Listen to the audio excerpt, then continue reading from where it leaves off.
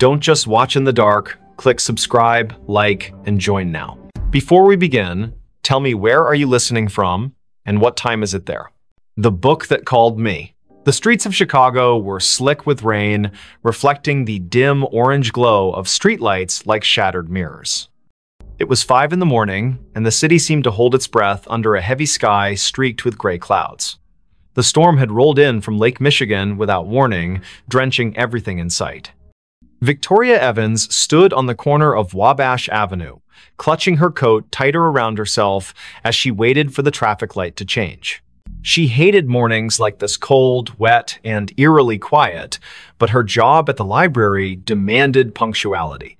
Victoria worked at Harold Washington Library Center, a towering structure that loomed over South State Street like some ancient sentinel. The building's glass facade shimmered faintly in the pre-dawn gloom, catching the occasional flash of lightning that lit up the horizon.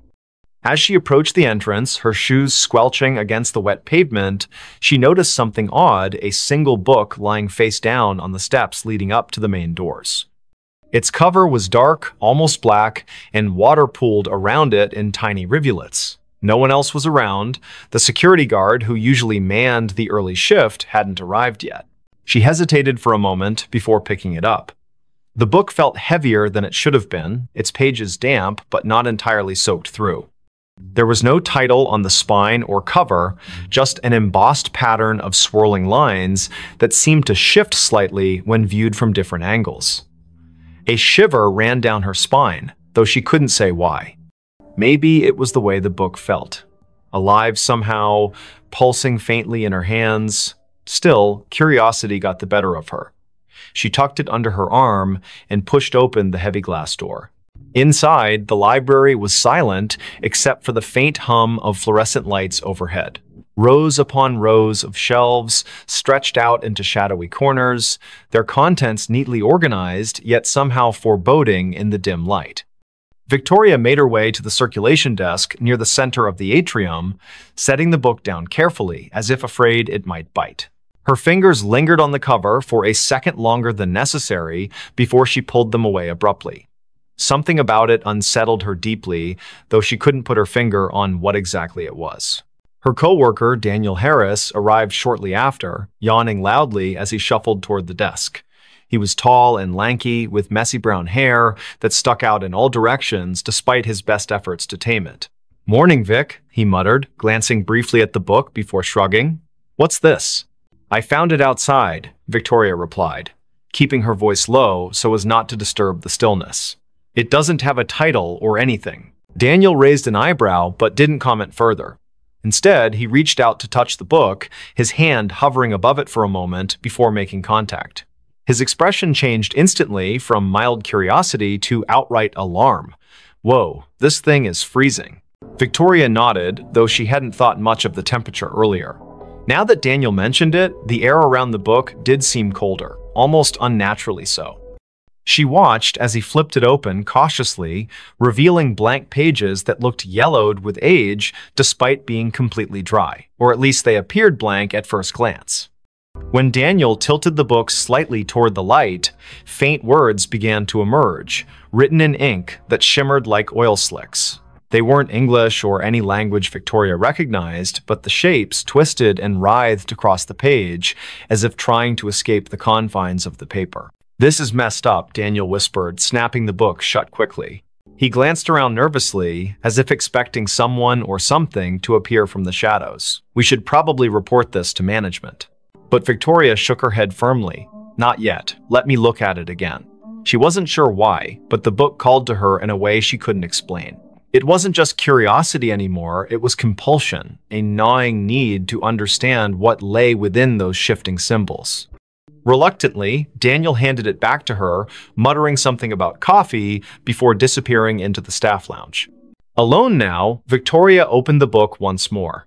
This time, the sensation was stronger, the weight of unseen eyes watching her every move. The text seemed clearer too, forming jagged patterns that pulsed rhythmically, almost like a heartbeat. Without realizing it, she leaned closer, her nose nearly brushing the surface of the page. And then she heard it, a whisper, soft and insidious, threading itself into her thoughts. It wasn't audible in the traditional sense, more like a memory surfacing unbidden. The voice spoke in fragments, disjointed phrases that coalesced into meaning only when she focused hard enough. "Find me," it said. "Free me." Startled, Victoria slammed the book shut, her heart pounding wildly in her chest. Had Daniel heard it? Was she imagining things? She glanced toward the staff lounge, half expecting him to come running out, but there was no sign of him. Just silence and the oppressive weight of the library closing in around her. For the rest of the day, Victoria tried to focus on her duties, shelving returned books and assisting patrons with research queries. But the presence of the mysterious volume weighed heavily on her mind. It sat on the edge of her desk, seemingly innocuous, yet impossible to ignore. Every time she passed by, she swore she could feel it humming softly, vibrating with suppressed energy. By late afternoon, the temptation became unbearable. She locked herself in the staff break room, determined to decipher even a fraction of what the book contained. The whispers returned almost immediately, louder this time, overlapping each other until they formed a cacophony of voices. Some pleaded for help, others screamed in agony, while a few laughed maniacally. Victoria pressed her palms against her ears, shaking her head violently to block them out. But the sound wasn't external, it came from inside her own skull, burrowing deeper with each passing second. Tears streamed down her face as she forced herself to concentrate, tracing the intricate patterns on the page with trembling fingers. Slowly, painstakingly, the symbols began to rearrange themselves, forming words she could finally understand. "They seek you," the text read. "They hunger." Before she could process what it meant, the lights flickered violently, plunging the room into darkness. A low rumble echoed through the building, like distant thunder, but somehow wrong, unnatural. Victoria scrambled to her feet, clutching the book tightly as she fumbled for the doorknob. When she stepped back into the main hall, the atmosphere had shifted dramatically. Shadows danced along the walls where none should exist, twisting and contorting into grotesque shapes. The air smelled metallic, tinged with decay. And worst of all, the silence was gone, replaced by faint scratching sounds, like claws dragging across wood. "Daniel?" she called out, her voice cracking with fear. No response. Panic rising, she moved toward the circulation desk, hoping to find some semblance of safety there. But as she rounded the corner, she froze. The shelves lining the aisles were no longer filled with books, they were empty, hollow husks stretching endlessly into the gloom. Where had everything gone? What was happening? A sudden movement caught her eye, a figure darting between the rows ahead. It was small, hunched over, moving with jerky, unnatural motions. Victoria backed away instinctively, clutching the book to her chest like a shield. The figure stopped abruptly, turning to face her. Its head tilted sideways, impossibly far, joints cracking audibly. Then it lunged. She screamed, stumbling backward as the creature skittered forward on all fours, its limbs elongated and spider-like. Its face, if it could be called that, was featureless save for a gaping maw lined with needle-sharp teeth. The thing moved faster than she thought possible, closing the distance between them in seconds. Just as it leapt toward her, Victoria threw the book at it in desperation. The impact sent it sprawling, screeching in pain as smoke rose from where the tome had struck its body. Seizing the opportunity, she bolted toward the exit. Outside, the rain had intensified, soaking her instantly as she sprinted down the steps. Thunder boomed overhead, drowning out the sound of her frantic footsteps. She didn't stop running until she reached her car, slamming the door shut behind her and locking it with shaking hands. Breathing heavily, she glanced at the passenger seat and froze. The book sat there, dripping wet, its cover cracked open slightly to reveal glowing symbols etched onto the inner pages. "No," she whispered, reaching out tentatively. "How did you?" The car rocked violently as something slammed into the roof, denting the metal inward. Another crash followed, then another, accompanied by guttural growls that reverberated through the vehicle. Victoria ducked low, covering her head as shards of glass rained down from the shattered windshield. Through the chaos, she saw the library in the distance, its windows pulsing with sickly green light. The book vibrated fiercely in her lap, urging her to return. Against her better judgment, she obeyed. Back inside, the scene had changed again. The aisles were intact now, stocked with books as if nothing had happened, yet the oppressive feeling lingered, thicker than ever. The whispers grew louder, converging into a single voice that spoke directly to her. "You cannot run," it hissed. "You are mine now." Victoria spun around, searching for the source, but found only emptiness. Until she saw him, the man standing at the end of the aisle, partially obscured by shadows. He wore a tattered suit, his skin pale and translucent, eyes sunken and hollow. In his skeletal hands, he held a copy of the same book she carried. "Michael Parker," he rasped, taking a step closer. "I've been waiting." And then the world dissolved into darkness. When Victoria awoke, hours later, she was seated at the circulation desk. The library was empty, bathed in the golden light of dawn filtering through the windows. For a moment, she thought it had all been a nightmare.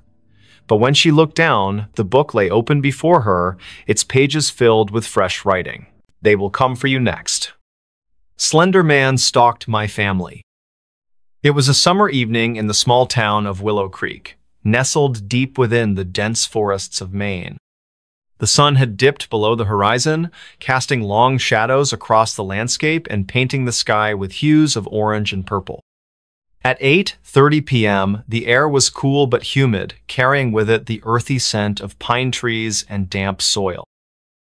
Inside their modest home on Maple Lane, the Thompson family, Michael, his wife Emily, and their two children, 8-year-old Jake and 5-year-old Lily, were settling in for the night.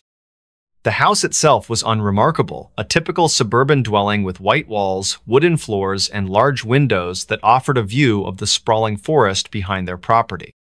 But tonight, those windows would become more than just glass pans. They would serve as portals to something far darker, lurking beyond the tree line. Little did the Thompsons know, their peaceful evening was about to take a terrifying turn. As Michael sat at the kitchen table grading papers from his job as a high school teacher, Emily busied herself washing dishes in the sink. Jake and Lily played quietly in the living room, giggling as they built a tower out of blocks. The atmosphere was calm, almost serene, until Jake suddenly froze mid-laugh. His wide eyes stared intently toward the window beside him, his little hands clutching the block tightly. "Mom?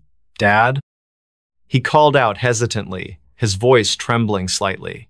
Is someone outside?" Emily turned around quickly, her heart skipping a beat as she followed her son's gaze.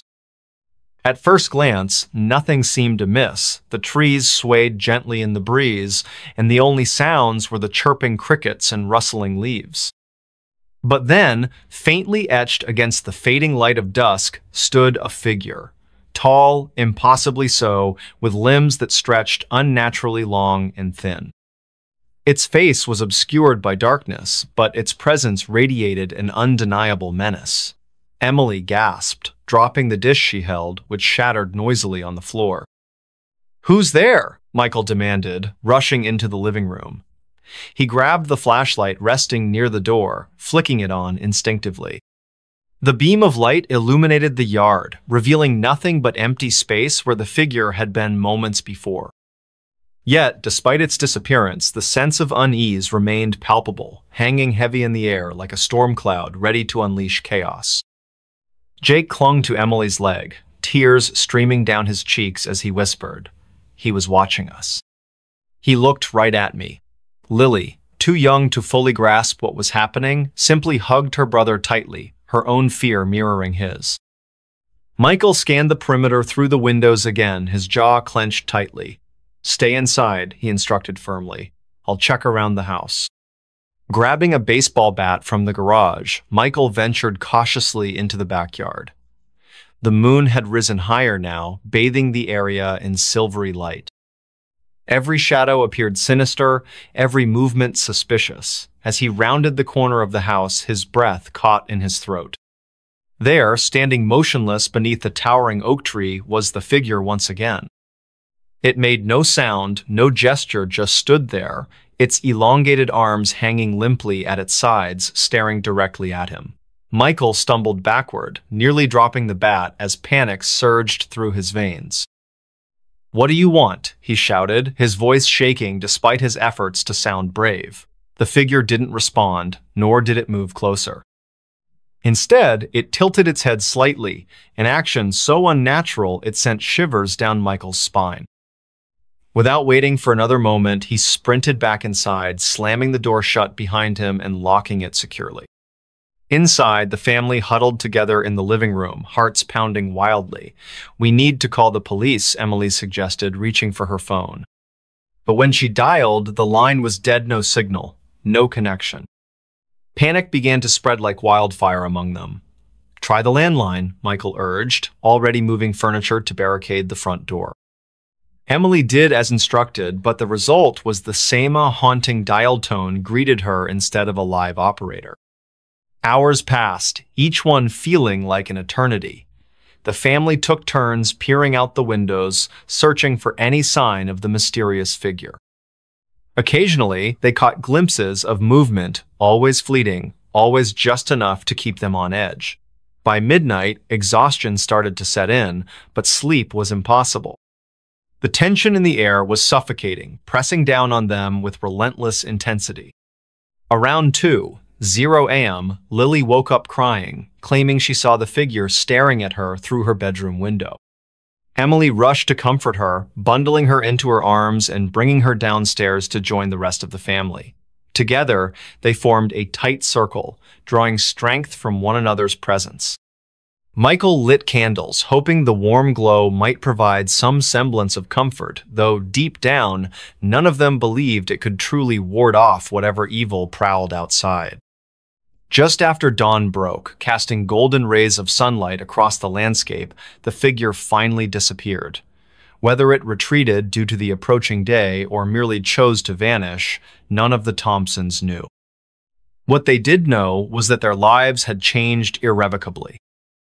That night marked the beginning of a series of unsettling events, strange noises in the attic, missing items appearing in odd places, and eerie whispers echoing through the halls when no one else was present.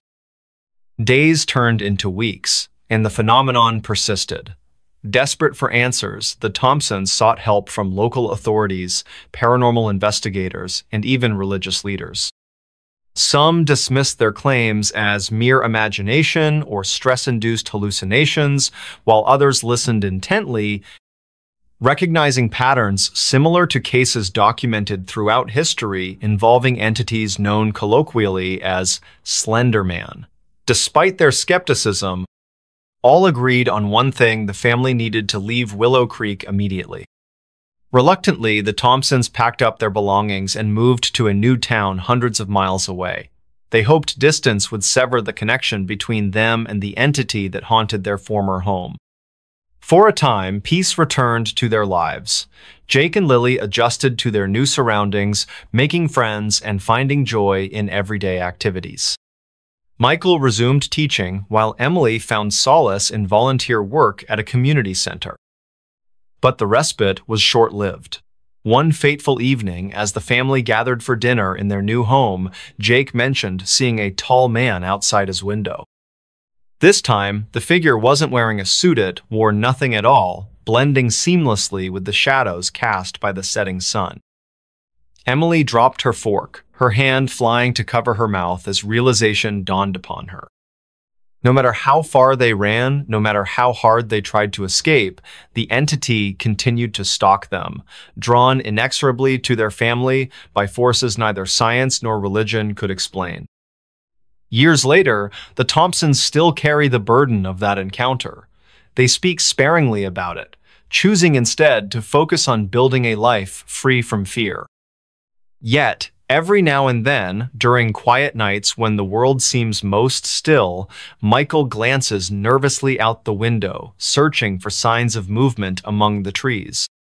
And though he tells himself repeatedly that it's over, deep down, he can't help but wonder if the Slender Man is still out there watching, waiting, planning his next move. Next story. The Unsolved Case of Room 606. The Hotel Room That Never Existed. I never thought I'd be sitting here telling you this story. It's not something anyone would believe if they hadn't experienced it themselves. But the truth is, some things in life are too strange to ignore. and room 606 was one of them. Let me start from the beginning. It all began with a phone call late one night, a voice on the other end that sounded like someone trying desperately to warn me about something I couldn't yet understand. "Don't go there," it whispered before disconnecting abruptly. At first, I dismissed it as a prank or just another sleepless night getting the better of me. But then, the emails started coming. Anonymous messages filled with cryptic warnings. "Room 606 doesn't exist, but it will find you." The more I tried to ignore them, the louder they became. And eventually, curiosity got the better of me. You see, I'm a journalist by trade, and stories like these are my bread and butter. Urban legends, unsolved mysteries, they're what keep me up at night, both figuratively and literally. So when I stumbled across an article online about a hotel called the Grand Elysian, nestled deep in the heart of a small town no one had ever heard of, I knew I had to investigate further. According to local lore, the Grand Elysian wasn't just any ordinary hotel, it was infamous for its mysterious past. Guests reported hearing whispers through the walls, feeling cold spots where none should exist, and even seeing shadows moving in places they shouldn't. But what intrigued me most was the legend surrounding room 606. Some said it didn't exist at all, that it had been sealed off decades ago after a series of disappearances left investigators baffled. Others claimed it still existed, hidden away behind locked doors, waiting for those foolish enough to seek it out. And so, armed with nothing but my notebook, a flashlight, and a healthy dose of skepticism, I booked myself a room at the Grand Elysian. Little did I know how much that decision would change my life forever. When I arrived, the hotel looked every bit as eerie as the stories suggested. Its towering facade loomed over the street, its windows dark, except for a few scattered lights flickering faintly in the distance. The air smelled faintly of mildew and old wood, and the heavy oak doors creaked ominously as I pushed them open. A bell rang somewhere inside, echoing down the long corridors beyond. At the front desk sat an elderly man whose eyes seemed to pierce right through me. He introduced himself simply as Mr. Grayson, though his name tag bore no such title. His fingers trembled slightly as he handed me my keycard, and his voice carried a weight that made me feel uneasy. "You're staying in room 412, he said without looking up. "4th floor. Elevators around the corner." I nodded, thanking him politely, though his demeanor left me unsettled. As I turned to leave, I noticed a peculiar gap between two panels on the wall behind him. For a moment, I thought I saw a movementa shadow darting into the darkness, but when I blinked, it was gone. The elevator ride up felt longer than it should have. Each ding announcing our arrival at a new floor sent shivers down my spine. By the time I reached the 4th floor, the hallway stretched out before me like a labyrinth, its carpet worn thin and stained in places. The lighting flickered erratically, casting odd shapes against the peeling wallpaper. Somewhere in the distance, I could hear faint footsteps, though I was clearly alone. My room was exactly as described. Sparse furnishings, outdated decor, and a window offering a view of nothing but brick walls. Yet despite its unremarkable appearance, something about the space made me uncomfortable. The silence pressed heavily on my ears, and I swore I could feel eyes watching me from outside. That evening, I decided to explore the hotel further. After all, I hadn't come here just to sit in my room. Armed with my notebook, I wandered aimlessly through the corridors, taking note of their peculiarities. Hallways twisted and turned in ways that defied logic, leading me back to places I'd already been. Doors appeared where none had existed moments before, only to vanish again once I approached. It was maddening and utterly fascinating. Then came the whispers. At first, I thought they were coming from within my own mind, echoes of paranoia brought on by the oppressive atmosphere. But soon, I realized they weren't imagined. They were real soft murmurs drifting through the vents, voices speaking languages I couldn't recognize. My heart raced as I followed the sound, drawn deeper into the bowels of the building. And then, I found it. Room 606. The door stood at the end of a particularly narrow corridor, its number etched into the metal frame in faded gold letters. It looked out of place among the other rooms, almost as though it didn't belong. Yet there it was, staring back at me like a silent sentinel guarding secrets best left buried. For a moment, I hesitated. Every instinct screamed at me to turn back, to walk away while I still could. But curiosity, or perhaps fate, compelled me forward. With trembling hands, I reached for the doorknob, turning it slowly. The lock clicked open with a sound that echoed unnaturally loud in the empty hall. Inside, the world shifted. Room 606 defied explanation. The walls seemed to breathe, expanding and contracting as though alive. Shadows danced across the floor in patterns that made no sense, and the furniture appeared to rearrange itself whenever I glanced away. Objects from different eras cluttered the space, a rotary phone sitting next to a modern laptop, antique vases standing beside plastic cups. Time itself felt distorted here, stretching and compressing until I couldn't tell whether minutes or hours had passed. But worst of all were the faces. In the mirrors lining the walls, reflections stared back at men my own, but those of strangers, men, women, children, all frozen in expressions of terror. Their lips moved silently, forming words I couldn't quite catch. And then, slowly, they began to speak. "Help us!" Their voices overlapped, creating a cacophony of pleas and warnings. My head throbbed painfully as I backed away, desperate to escape, but the door was gone. Where it had once stood now lay only a blank wall, smooth and impenetrable. Panic set in as I realized I was trapped. Hours or maybe days passed in that room, or perhaps no time at all. I lost count, unable to distinguish reality from nightmare. The whispers grew louder, more insistent, until they consumed everything. Memories surfaced unbidden, scenes from my past replaying endlessly in vivid detail, each recollection cut deeper than the last, unraveling threads of guilt and regret I thought long buried. And then, just as suddenly as it had begun, it ended. The room dissolved around me, replaced by the familiar sight of the hotel hallway. The door to room 606 hung open, though I couldn't recall leaving.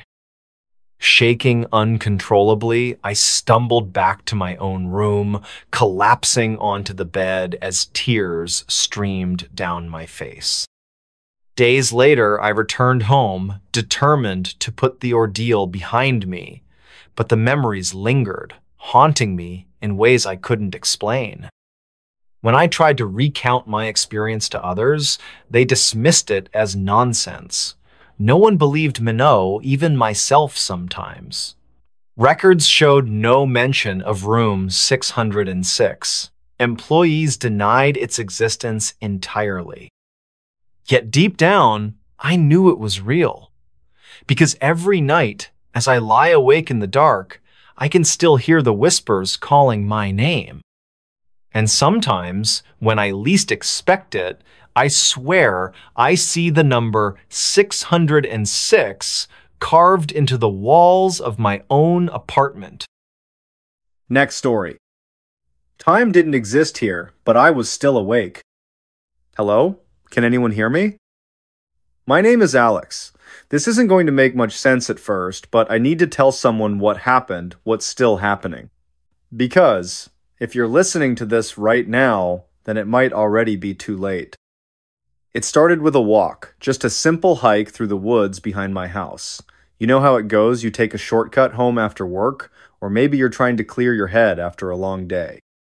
That's all it was supposed to be, a quiet escape from reality. But something about that forest felt different today. Wrong, almost. The air smelled stale, like it hadn't moved in years. The trees stood unnaturally still, their branches twisted into shapes that looked more like claws than growth patterns, and there were no birds. No insects buzzing around me, just silence. Thick, heavy silence.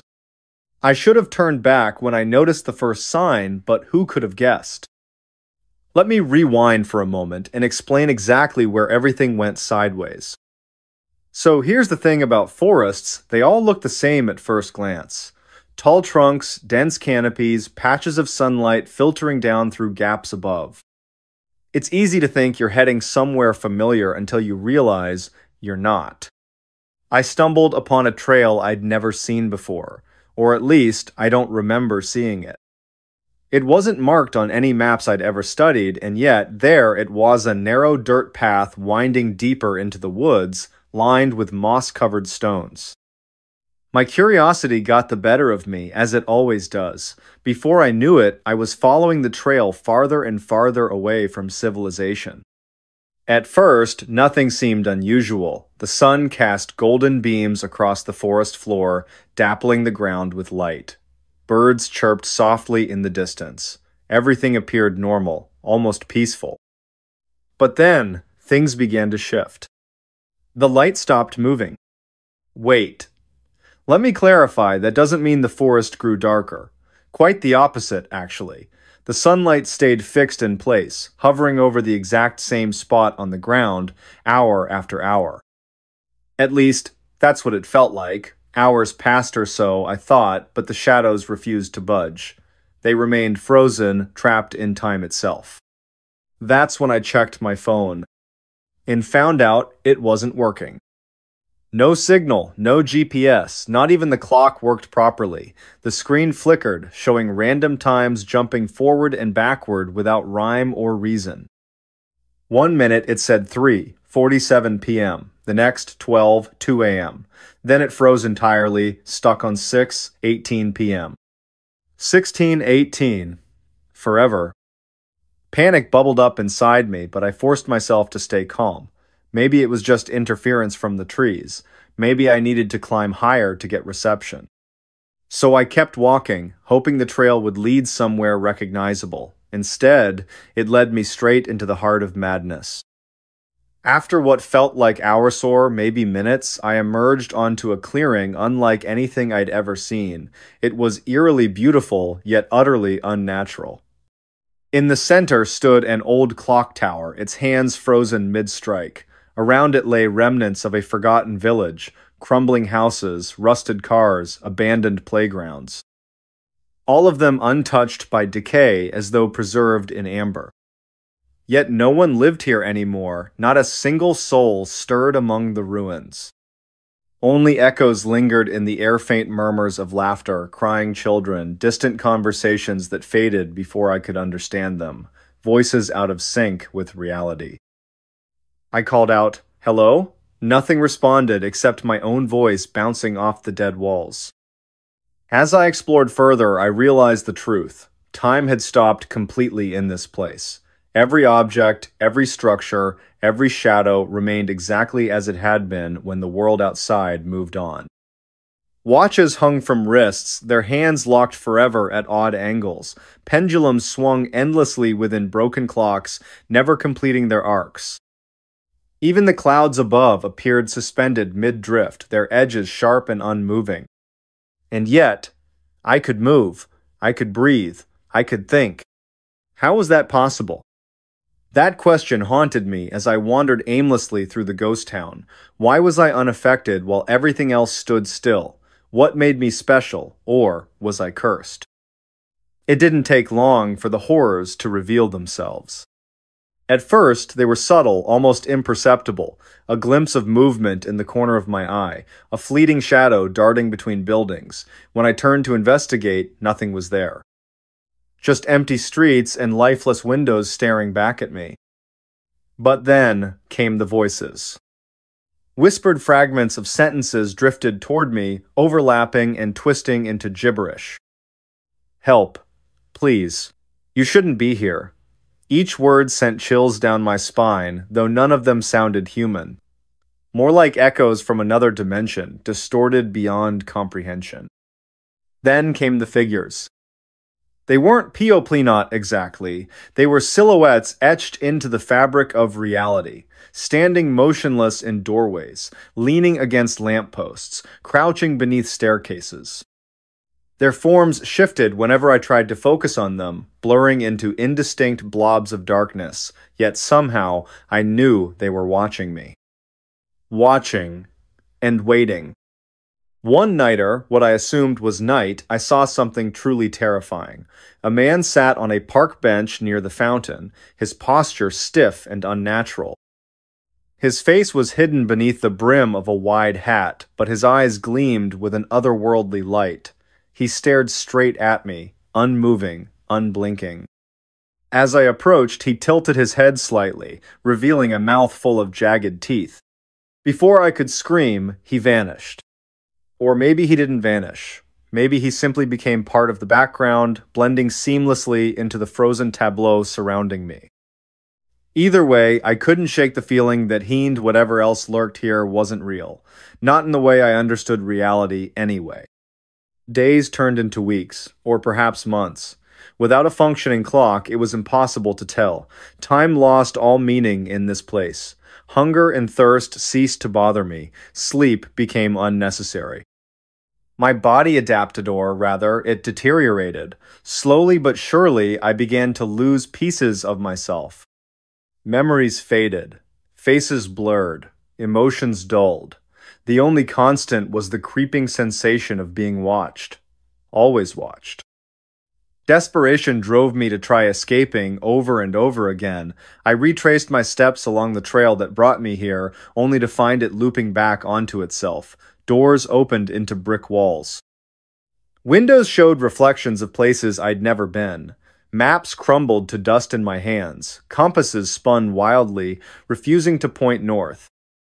Eventually, I gave up trying to leave. There was nowhere to go, no one to save me. That's when the hallucinations started. At first, they were mild just flashes of color or strange smells wafting through the air. Then came the sounds, footsteps trailing behind me, doors creaking open, whispers growing louder in my ear. Finally, the visions arrived. People materialized out of thin air, reaching for me with clawed hands. Buildings twisted and warped, melting into grotesque caricatures of themselves. Trees sprouted faces, grinning malevolently as I passed. Was I losing my mind, or was this place feeding off my fears, manifesting them into tangible nightmares? One day, or maybe it was the same day, repeating endlessly, I stumbled upon a journal tucked inside a dusty bookshelf in one of the abandoned houses. Its pages were yellowed and brittle, filled with frantic scribbles detailing experiences identical to mine. The writer described finding the forest, entering the village, realizing they were trapped. Over time, their entries grew shorter, more desperate, until finally, "It knows I'm here." Those words echoed in my mind long after I closed the journal. Or, what was it? And why did it want us here? The answer hit me later during another endless loop through the village. While examining the clock tower more closely, I noticed something I hadn't seen before: carvings etched into the stone base. Symbols resembling ancient runes spiraled upward, forming intricate patterns that pulsed faintly with an inner glow. As I touched them, visions flooded my mind. I saw others like medicines, hundreds, maybe thousands, Saul caught in this timeless prison. Some screamed, others wept. A few smiled serenely, accepting their fate. Each vision ended the same way, a figure cloaked in shadows stepping forward, pulling the victim into darkness. When the visions faded, I understood. This place wasn't meant to trap us, it was meant to harvest us. Our consciousness, our memories, our very essence fed whatever entity resided here. We were its fuel, sustaining its existence in a realm outside of time. And I was next. If you're hearing this, then I failed. Somehow, you found your way here just as I did. Please, don't make the same mistake.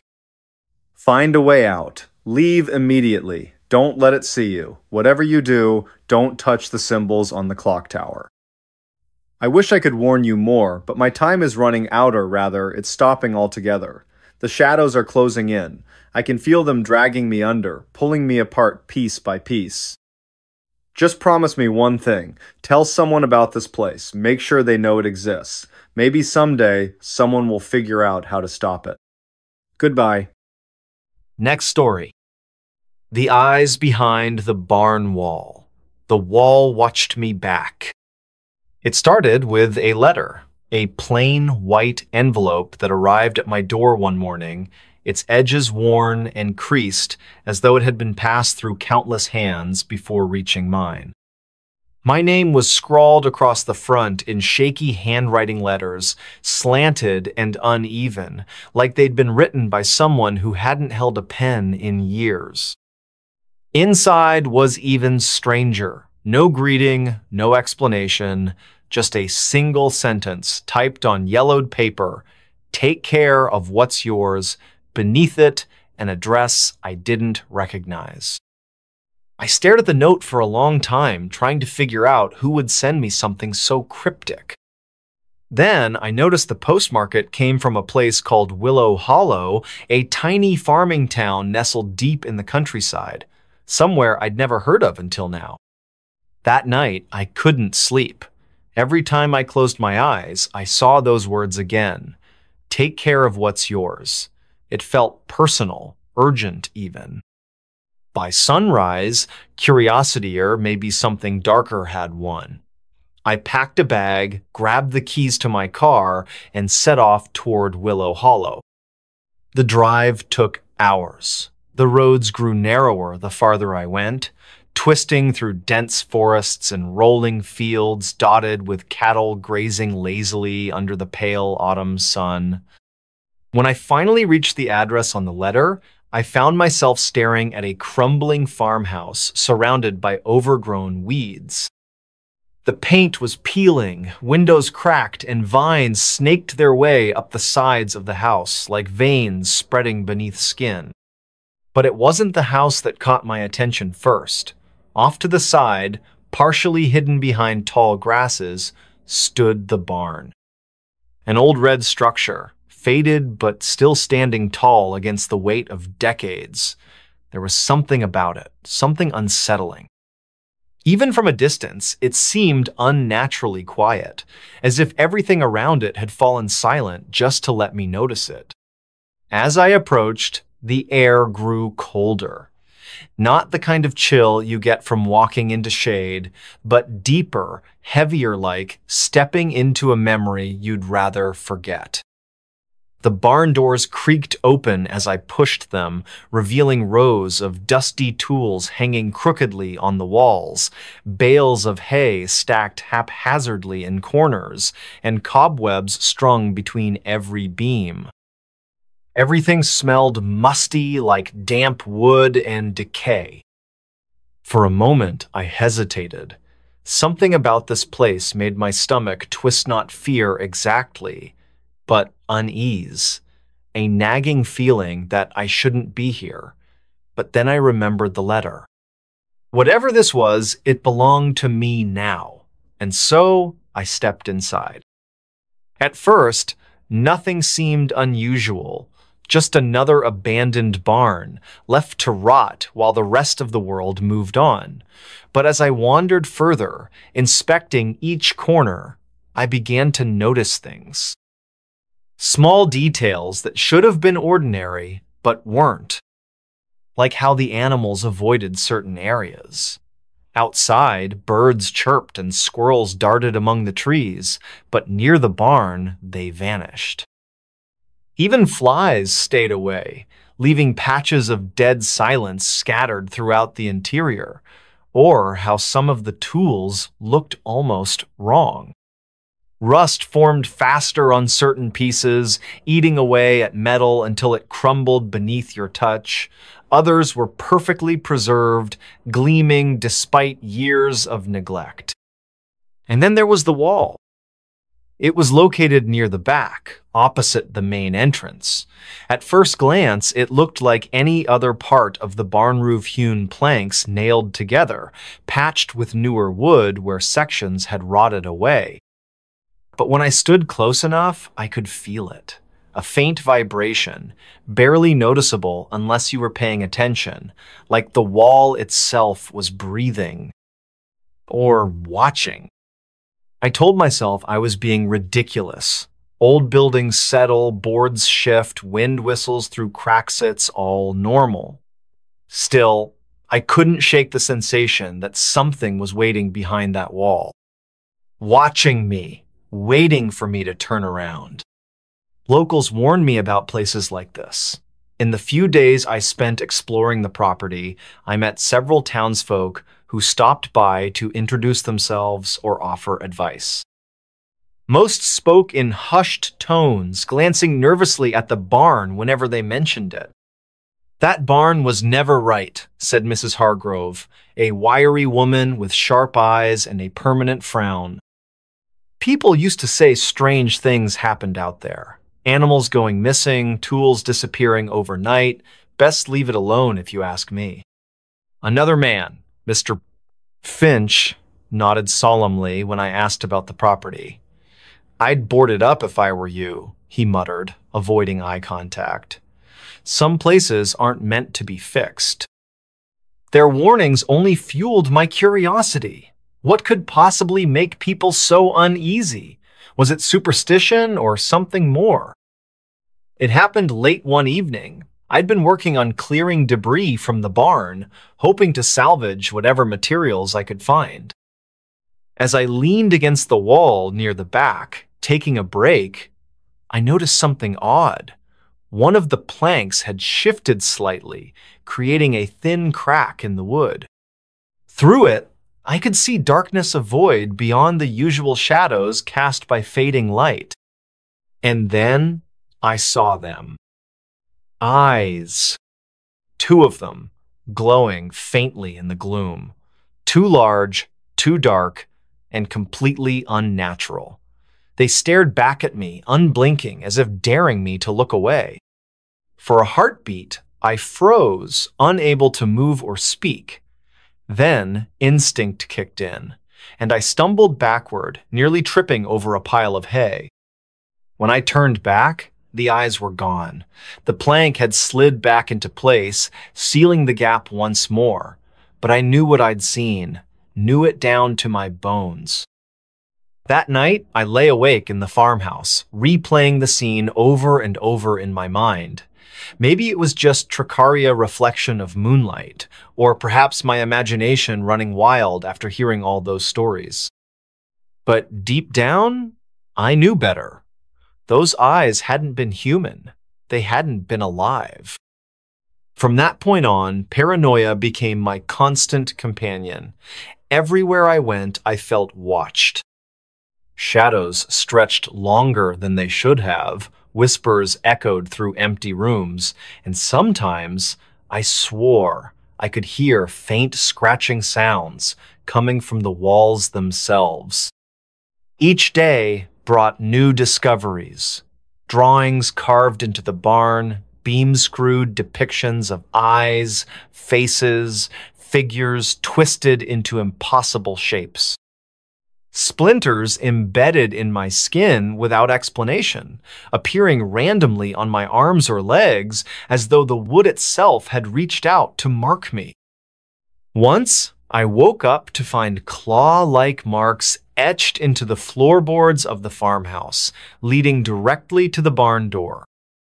No matter how hard I tried to ignore it, the pull remained. That wall, Those eyes. They haunted me, calling me back like a siren song luring sailors to their doom. Eventually, I gave in.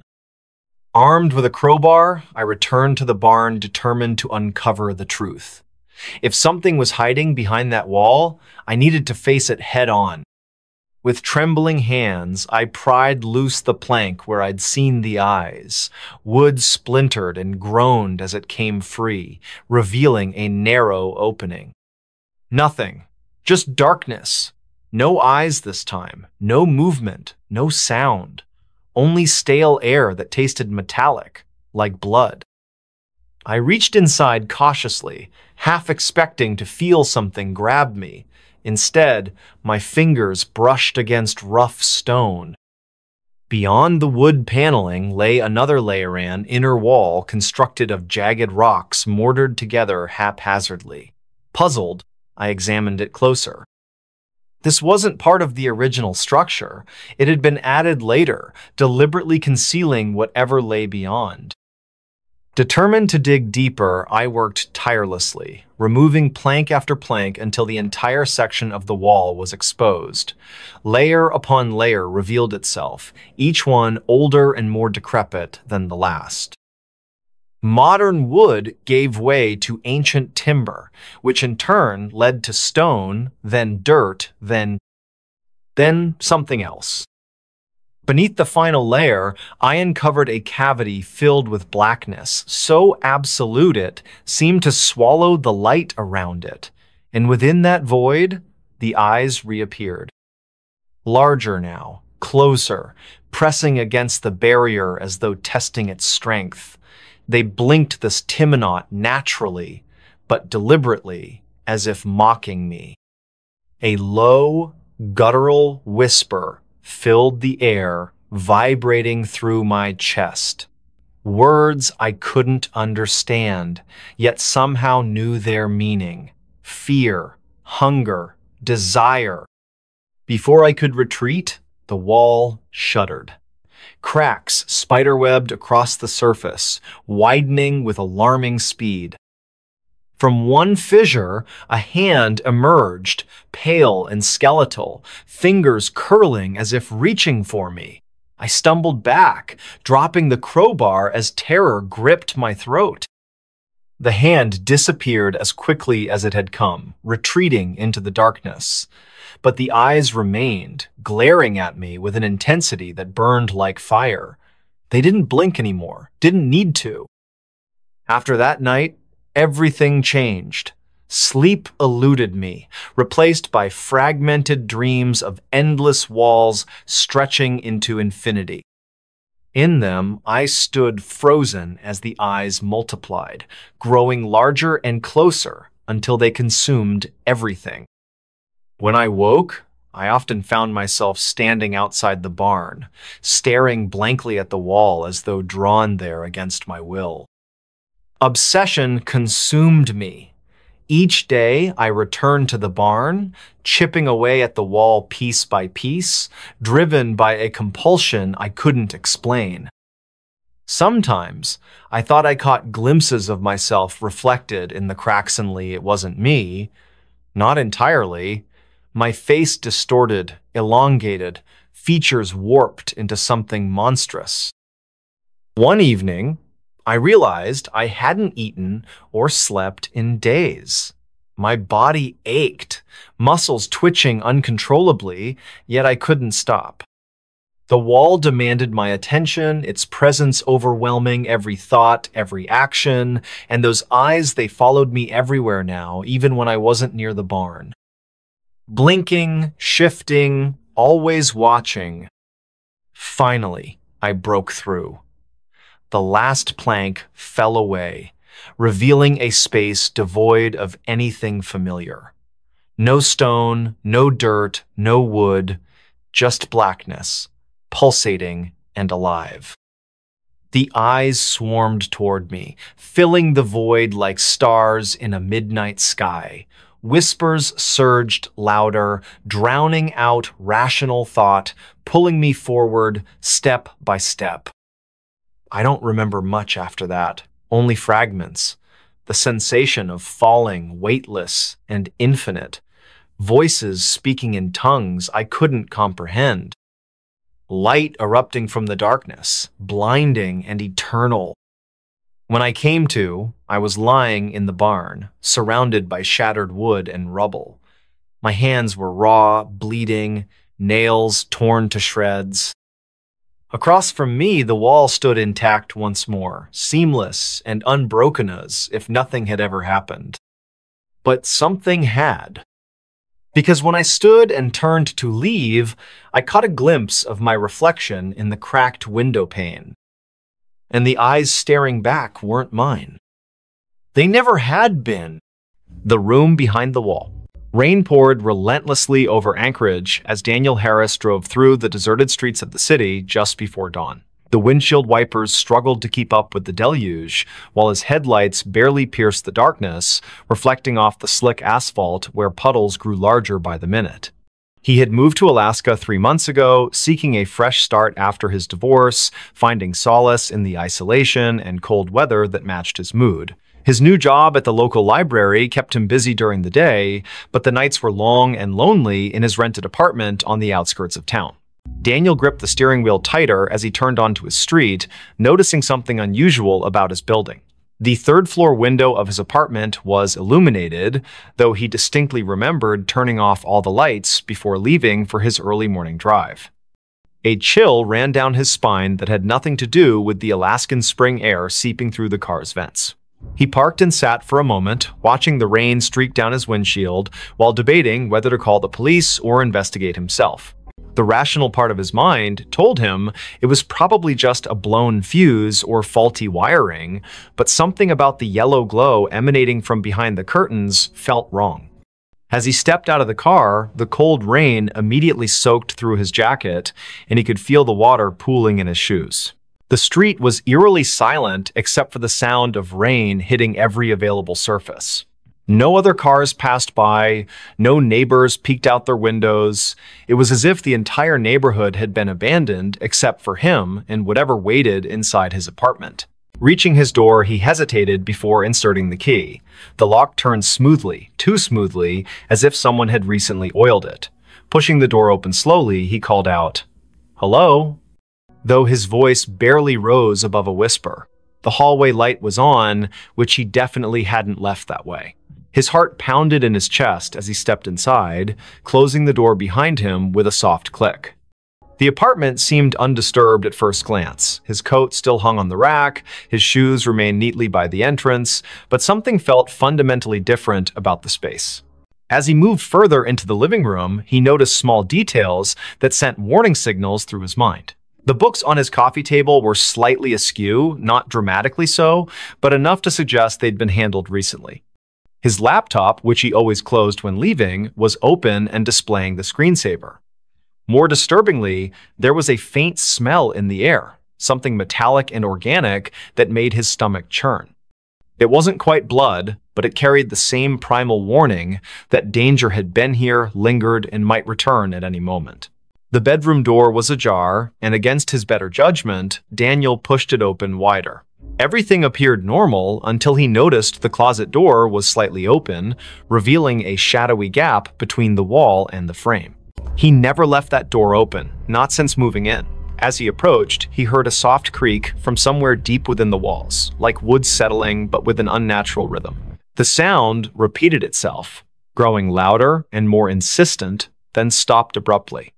His breath caught in his throat as he realized the noise wasn't coming from the building's old structure, but rather from behind the wall itself.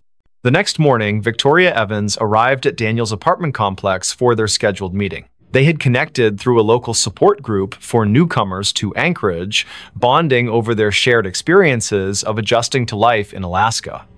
She stood outside his door, knocking repeatedly while checking her watch.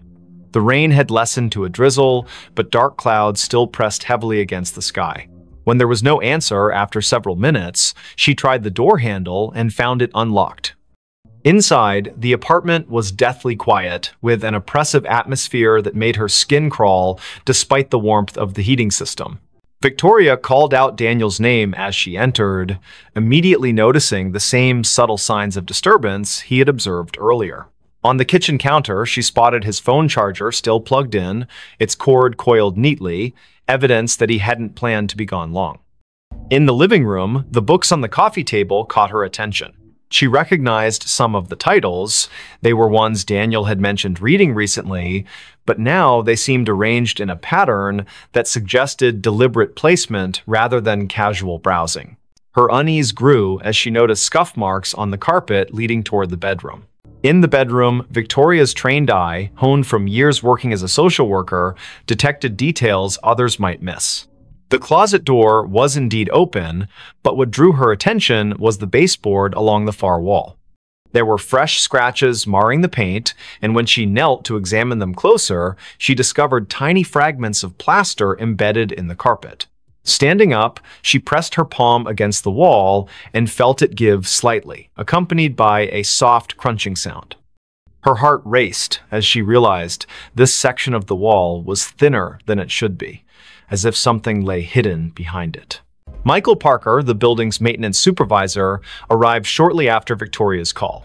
A grizzled man in his late 50s with decades of experience in construction and property management, he listened intently as she explained her findings.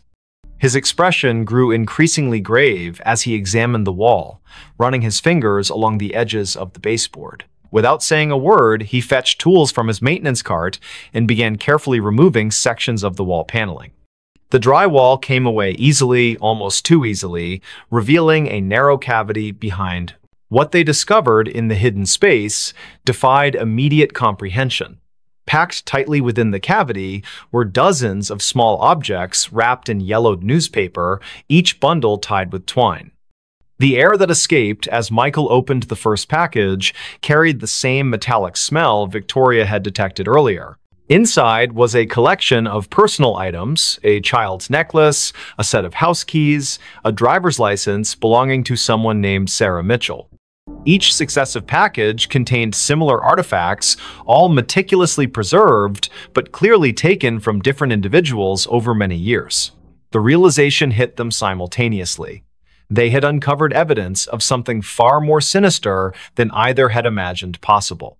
The discovery triggered a chain reaction of events that consumed the lives of everyone involved. Local authorities descended upon the building, forcing residents to evacuate, while forensic teams worked around the clock. Victoria found herself unable to leave, drawn back daily to witness the investigation unfold. She learned that the building had been constructed in the 1920s and had changed hands numerous times throughout its history.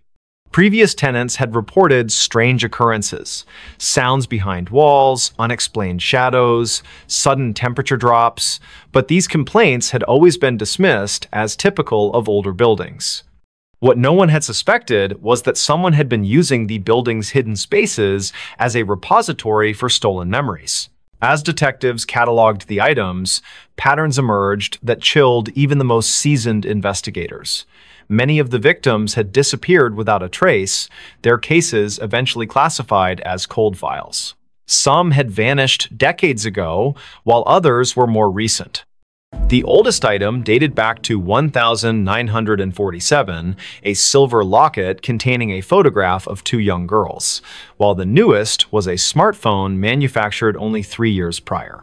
The collection spanned generations, suggesting that whoever had been operating behind these walls had maintained their activities for nearly 75 years.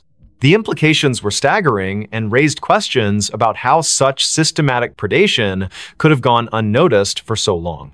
Daniel's disappearance added another layer of complexity to the case. Security footage from the building's lobby showed him returning home the previous night, but never leaving again. His car remained parked outside, and his personal belongings were still in the apartment. The only clue was a set of muddy footprints leading from his bedroom to the hidden cavity in the wall, prints that matched his shoe size exactly. Investigators theorized that he might have stumbled upon the collector in the act and become another victim, but without physical evidence, they couldn't confirm this theory. Victoria became obsessed with understanding the pattern behind the disappearances. She spent hours poring over police reports, cross-referencing dates and locations with historical weather data. A disturbing trend emerged. Nearly all the abductions had occurred during heavy rainstorms, particularly in spring when the days were shortest and visibility poorest. The timing suggested premeditation and intimate knowledge of both the building's layout and the routines of its occupants. Whoever had been collecting these artifacts understood human behavior well enough to predict when people would be most vulnerable. The building itself seemed to become more active as the investigation progressed. Residents who had lived there for years reported hearing strange noises at night, thumps and scrapes that echoed through the walls. The heating system developed inexplicable malfunctions, causing rooms to alternate between freezing and sweltering temperatures. Maintenance workers refused to enter certain areas alone, claiming they felt watched even when no one else was present. Most disturbingly, several people reported seeing fleeting shadows move across walls where no source of light could account for them. Forensic examination of the hidden cavity revealed additional horrors. Deep gouges marred the wooden framework, and analysis showed traces of human tissue embedded in the splinters. Blood spatter patterns suggested violent struggles had taken place within the confined space, though the lack of bodies complicated efforts to reconstruct specific events. The collector had apparently used the cavity as both storage and execution chamber, creating a macabre shrine to their crimes. Experts noted that the care taken in preserving each artifact spoke to a deep psychological pathology, possibly rooted in trauma or obsession. Detectives identified a potential suspect through painstaking research into the building's ownership history. A man named Edgar Thompson had purchased the property in 1946 and managed it until his death in 1982. Records showed he had lived in the very apartment where Daniel had resided, and multiple former tenants recalled rumors about strange noises emanating from his unit. However, Thompson's involvement raised more questions than answers, given that items continued to appear in the cavity long after his passing. This suggested either complicity from subsequent owners or that someone else had taken up his dark legacy. Victoria's investigation took a personal turn when she discovered her own grandmother's name among the list of missing persons. Margaret Evans had vanished in 1963 while visiting Anchorage, leaving behind only a hotel receipt and unanswered questions. The revelation shook Victoria to her core, transforming her professional interest into something far more visceral. She found herself spending nights in the vacant building, sitting in the empty apartment, and listening to the walls breathe with secrets that refused to remain buried. Spring gave way to summer, but the rain continued to fall in Anchorage, as if nature itself mourned the atrocities uncovered in the old building. The investigation expanded beyond municipal boundaries as connections emerged between missing persons cases across Alaska. Detectives identified a network of similar hidden spaces in other buildings throughout the state, each containing its own collection of stolen lives. The scale of the operation suggested coordination among multiple individuals, raising the possibility that what had begun as one man's obsession had evolved into something far more organized and dangerous. One night, while Victoria sat alone in the apartment, she heard a sound that froze her blood. From behind the newly repaired wall came the unmistakable creak of footsteps, slow and deliberate. She grabbed her phone to call for help, but found no signal in the suddenly dead zone of the building. The footsteps grew closer, accompanied by the soft rustle of fabric brushing against wood. Then came a voice, barely audible but unmistakably human, whispering words that made her skin crawl. "You shouldn't have looked. You shouldn't have seen." The voice sounded ancient, yet familiar, carrying echoes of countless voices absorbed over decades. The police response team arrived 20 minutes later, bursting into the apartment with weapons drawn. They found Victoria unconscious on the floor, her phone shattered beside her. Paramedics determined she had suffered a severe panic attack but would recover. Yet when they examined the wall where she claimed to have heard the voice, they discovered something that defied explanation. Fresh scratches marred the newly installed drywall, forming words that spelled out a single chilling message: "Not done yet." The marks were too high for anyone to reach without assistance, and security cameras showed no one entering or leaving the apartment during the crucial time period. As weeks turned into months, the case remained unsolved despite mounting evidence. The building was eventually condemned, deemed structurally unsafe due to unforeseen damage discovered during renovations. Residents scattered to different parts of the city, but many reported feeling eyes upon them in their new homes, especially during rainstorms. Victoria returned to her work as a social worker, but found herself constantly looking over her shoulder, certain that whatever had operated in those walls continued to watch from the shadows. The last anyone saw of Daniel Harris was captured by a traffic camera 2 blocks from his apartment on the night he disappeared. The footage showed him walking briskly through the rain, occasionally glancing over his shoulder as if pursued. His image blurred momentarily, then reappeared moving in the opposite direction, though no one else appeared in frame. When enhanced, the video revealed something impossible. His reflection in a storefront window showed him reaching toward the camera with an expression of pure terror, though his physical form continued walking away. The file remains archived, awaiting technological advances that might explain the anomaly. Today, the building stands empty on the outskirts of Anchorage, its windows boarded up and its doors sealed with official notices. During heavy rains, passers-by claim to hear faint whispers emanating from within, voices overlapping in desperate pleas for help. Local authorities maintain regular patrols of the area, though officers assigned to these duties often request transfers after short periods. The case files remain open, gathering dust in secure archives while waiting for new leads that may never come. And somewhere, in the spaces between walls and beneath floorboards, the collection continues to grow. Mothman warned us before disaster. It was a crisp autumn evening in Point Pleasant, West Virginia, where the air carried a chill that hinted at the approaching winter. The clock read 7:45 p.m., and the sky above was painted with hues of orange and purple as the sun dipped below the horizon. In the small town nestled along the Ohio River, life moved at a leisurely pace, but tonight would be different for the Carter family, Michael, his wife Emily, and their teenage son Jake. Little did they know, an encounter with something extraordinary was about to change their lives forever. The Carter family had gathered in their living room after dinner, settling in for a quiet evening together. Michael sat on the couch reading a newspaper while Emily worked on a knitting project nearby. Jake, engrossed in a video game, occasionally paused to comment on the news stories his father shared aloud. The atmosphere was calm, almost serene, until a sudden gust of wind rattled the windows, startling them all. "What was that?" Emily asked, glancing toward the window. She rose from her seat and approached it cautiously, peering outside into the gathering darkness. Beyond the yard stretched a dense forest, its towering trees swaying gently in the breeze. At first glance, nothing seemed amiss. But then, out of the corner of her eye, she caught a flash of something large and winged soaring silently through the trees. Her breath hitched and she turned back to her family, her voice trembling slightly. "Did you see that?" Michael set down his newspaper, curiosity piqued.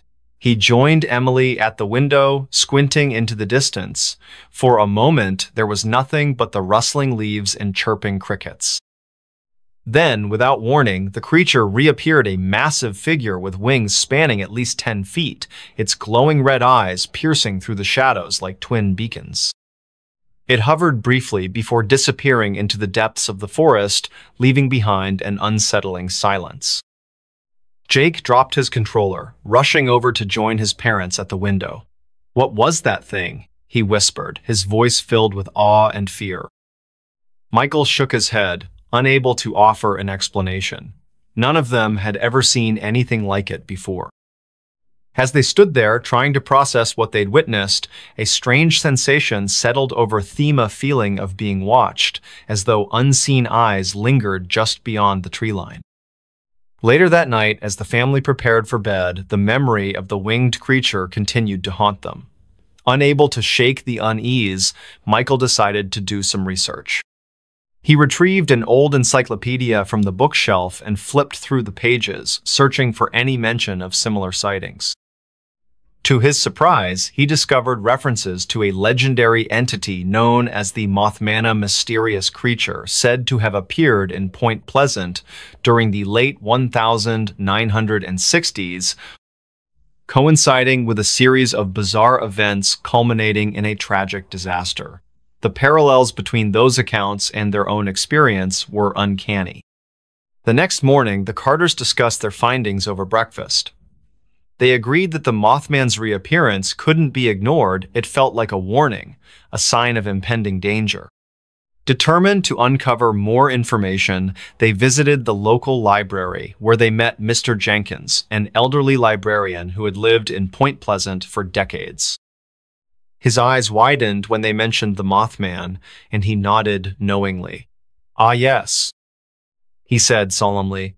Many people dismissed it as mere folklore back then, but those who paid attention knew better. The Mothman always appears before tragedy strikes. His words sent shivers down their spines, but they pressed him for details. Mr. Jenkins recounted stories of other sightings of people describing the same glowing red eyes, the same silent flight, and the same ominous presence. He also spoke of the Silver Bridge collapse in 1967, which claimed the lives of 46 people, occurring shortly after the last reported sighting of the Mothman. The connection was undeniable, and the Carters left the library with a heavy sense of foreboding.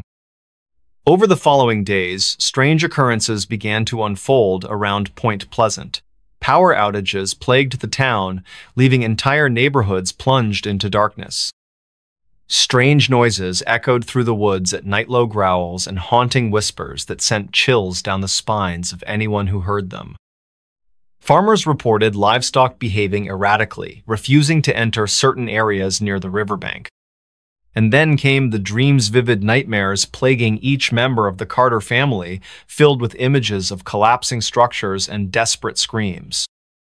One evening, as the family sat together in the dim glow of candlelight due to another power outage, they heard a deafening screech that reverberated through the air, followed by the sound of flapping wings overhead. They rushed to the window, hearts pounding wildly, and saw the Mothman once again, this time perched atop a nearby telephone pole. Its red eyes locked onto theirs, staring intently as if delivering a final message. Without speaking, they understood the gravity of the situation. That night, the Carters made a decision. Packing only essentials, they left Point Pleasant, seeking refuge in a neighboring town. Days later, news broke of a catastrophic event. A major bridge connecting Point Pleasant to Ohio had collapsed under mysterious circumstances, mirroring the tragedy of decades past. Scores of people lost their lives, and the town was left reeling in shock and grief. Though grateful for their escape, the Carters couldn't help but wonder about the Mothman's true nature. Was it a harbinger of doom, or a guardian trying to warn humanity of dangers yet unseen? Whatever the case, one thing was certain: their lives had been forever altered by the encounter.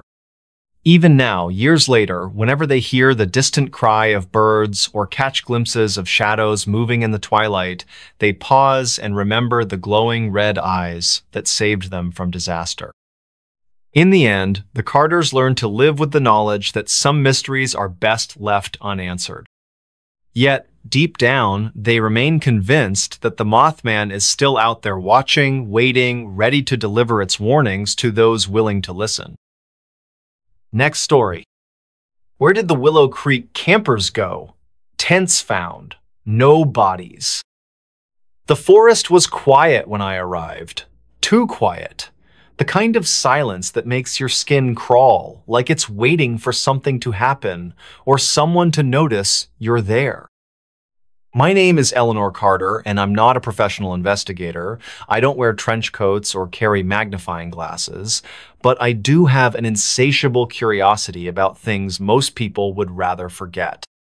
And this case, this disappearance, had been gnawing at me since the day I first heard about it. It all started with a group of friends, 6 in total, who decided to spend their weekend camping in Willow Creek, a remote forest nestled deep within the Appalachian Mountains, known more for its isolation than anything else. It wasn't exactly a tourist hotspot, but it did attract adventurers looking for solitude. Or so they thought. Days after they vanished without a trace, rangers discovered their campsite intact, tents still standing, fireside embers glowing faintly as if someone had just walked away. There were no signs of struggle, no blood, no bodies, just eerie emptiness stretching out before us like an unsolvable puzzle. I joined the investigation not because I wanted answers, but because I needed them. For weeks, I pieced together fragments of information from locals, park rangers, and even some of the missing campers' families. What I uncovered chilled me to my core and left me questioning whether anyone should ever set foot in Willow Creek again. Willow Creek has always been shrouded in mystery. Even before the disappearances, stories whispered through the towns surrounding the forest spoke of strange lights flickering between the trees, voices calling names that weren't yours, and shadows moving where none should be. Some claimed it was cursed, others believed it housed spirits bound to the land by ancient rituals long forgotten. Whatever the truth, one thing was certain: Willow Creek didn't take kindly to visitors. The group of campers consisted of 4 men and 2 women, all in their late 20s. They were experienced outdoorsmen, well-prepared, and equipped with modern technology designed to keep them safe. Their plan was simple: hike into the heart of the forest, pitch their tents near a small clearing, and enjoy the tranquility of nature. Or so they thought. On the morning of their departure, a local ranger named Harold warned them against venturing too far into the woods. "You hear those stories," he said, pointing toward the dense canopy overhead. "People go in, but sometimes they don't come back." The campers laughed it off, dismissing his caution as folklore meant to scare tourists. Little did they know how right Harold would turn out to be. 5 days later, panic erupted when neither phone calls nor text messages reached the group. Concerned family members contacted the authorities, sparking a full-scale search operation. That's when the rangers found the campsite, or what remained of it. When I arrived at the scene, the air hung heavy with unease. Rangers had already cordoned off the area, marking boundaries with fluorescent tape that seemed almost garish against the somber backdrop of towering pines. As I stepped closer, the details began to sink in. 3 tents arranged neatly in a semicircle, a fire pit surrounded by charred logs, and supplies scattered haphazardly around the perimeter. Everything appeared untouched, as though time itself had frozen in place. But where were the campers? Why had they abandoned everything behind? No signs of struggle, Detective Markson muttered under his breath, crouching beside the remnants of the fire. His voice carried a note of frustration mixed with disbelief. No footprints leading away from the site. It's like they just disappeared. I knelt beside him, examining the ground closely. Sure enough, the soil bore no imprints beyond the immediate vicinity of the campsite. No scuffed boots, no dragged branches, nothing. It was as if the earth itself had swallowed them whole. As we explored further, another anomaly came to light. Every single electronic device belonging to the group lay abandoned nearby. Phones, cameras, GPS units all left behind, despite being essential tools for survival in such a remote location. Stranger still, several devices contained corrupted files, fragmented photos showing blurred shapes lurking at the edges of frames, audio recordings filled with static, punctuated by guttural whispers, and video footage that cut abruptly mid-action, leaving behind only black screens. One clip stood out in particular. Taken during the second night of their stay, it showed the group gathered around the fire, laughing and joking as flames danced merrily in the darkness. Then, suddenly, chaos erupted. Shouts echoed through the speakers, followed by hurried footsteps retreating into the woods. After that, the screen went dark. When playback resumed moments later, the camera angle shifted inexplicably, focusing on a cluster of trees bathed in an unnatural green glow. Before anything else could be seen, the recording ended. "What happened here?" I whispered, replaying the footage over and over, hoping to catch some clue hidden in plain sight. But each viewing only deepened the mystery. Local legends provided little comfort as I delved deeper into the history of Willow Creek. According to one tale, a hermit once lived deep within the forest centuries ago. Known simply as the Watcher, he was said to guard secrets buried beneath the earth's secrets best left undisturbed. Those who ventured too close often returned changed, haunted by visions of faces carved into bark or lights drifting silently among the trees. Another story told of a woman who wandered into the woods seeking solace after losing her child. She never returned, but villagers swore they could hear her cries echoing through the valleys on moonless nights. Some even claimed to have seen her silhouette etched against the horizon, searching endlessly for what she had lost. These tales might sound like mere superstition, but when placed alongside the evidence at the campsite, they took on a sinister new meaning. Could the campers have stumbled upon something they weren't meant to find? Or were something that found them instead? To test these theories, I organized a small expedition into the forest myself, determined to retrace the campers' steps and uncover whatever force had claimed them. Alongside me traveled two fellow investigators, Sam, a seasoned tracker with years of experience navigating wilderness terrains, and Dr. Emily Chen, an anthropologist specializing in indigenous folklore. Our journey began uneventfully enough, following the same trail used by the missing group. At first, the forest seemed benigna, picturesque expanse of verdant foliage swaying gently in the breeze. But as hours passed and twilight descended, the atmosphere shifted subtly yet unmistakably. The chirping of crickets grew louder, almost deafening, while the rustling of leaves became rhythmic, mimicking footsteps trailing behind us.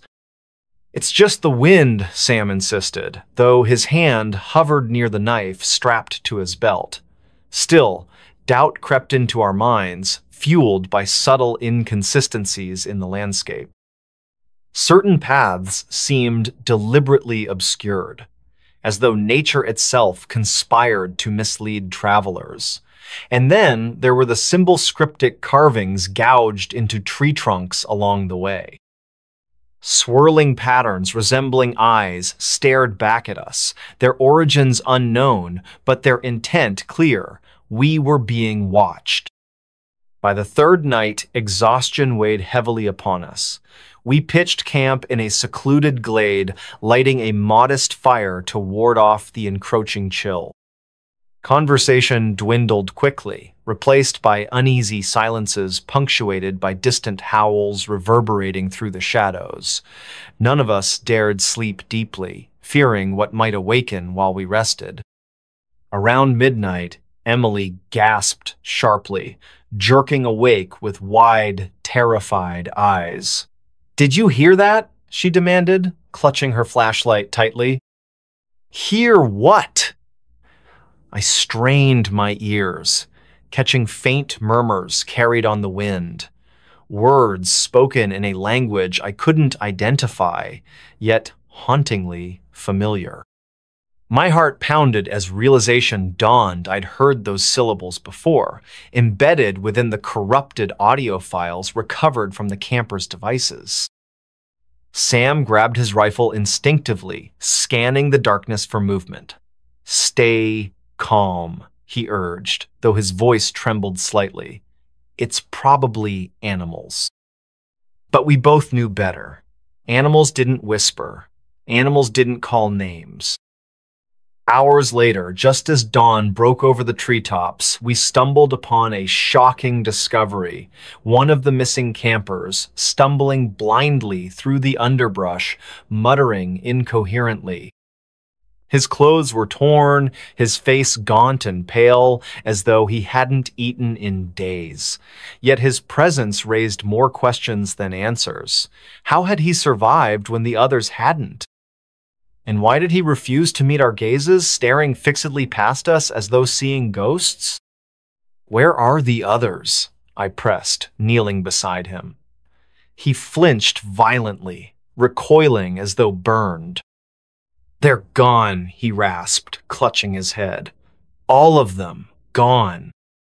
Before he could elaborate, a low growl rippled through the forest, sending shivers down my spine.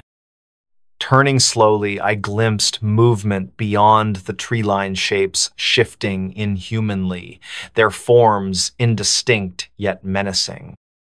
And then, silence. That was the last time I saw Sam or Emily. One moment they were standing beside me, weapons drawn and ready to fight. The next, they were gone, swallowed whole by the shadows. I called out frantically, receiving only echoes in response.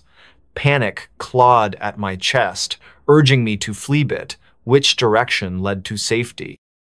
Clutching my flashlight like a lifeline, I pressed onward, driven by desperation and dread. Hours or perhaps minutes passed in limbo until I reached a clearing bathed in an otherworldly luminescence. At its center stood a massive oak tree, its trunk adorned with carvings identical to those we'd encountered earlier. Beneath it lay a collection of objects, photographs, journals, personal belongings, all belonging to previous victims of Willow Creek. Among them, I spotted something chilling, a photograph taken mere seconds ago depicting me standing alone in the clearing, except I hadn't taken it. The phone responsible lay discarded nearby, its screen cracked and lifeless. A cold breeze swept through the clearing, carrying with it the scent of decay. Behind me, laughter bubbled up a sound, both familiar and alien, resonating with malice. Spinning around, I froze, unable to tear my gaze away from the figures emerging from the darkness. They wore masks carved from wood, their eyes hollow pits reflecting nothing. Each step they took sent vibrations coursing through the ground, shaking the very foundations of reality. I tried to run, but my legs refused to obey, rooted firmly in place. Their leader stepped forward, raising a hand adorned with rings, bearing the same swirling designs etched into the trees. "You shouldn't have come here," it intoned, voice layered with countless others. "Now you belong." And then, darkness. Search parties combed the forest for weeks afterward, finding no trace of me or anyone else who entered Willow Creek that fateful night. Some say I'm still out there, trapped in limbo between worlds. Others claim I escaped, but chose to remain silent about what truly happened. Whatever the truth may be, one fact remains undeniable. Willow Creek claims its victims quietly, methodically, ensuring no one leaves unchanged. If you ever find yourself near its borders, heed the warnings of locals. Turn back, run, because once you cross its threshold, there's no turning back. And if you hear whispers in the dark, remember this. They're not asking for help.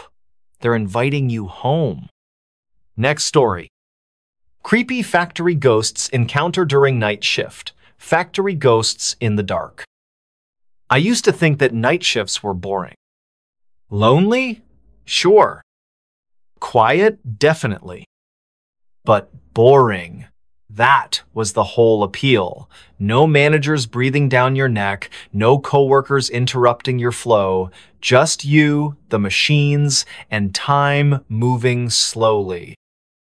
At least, that's what I believed until I took the job at Harlan Steelworks.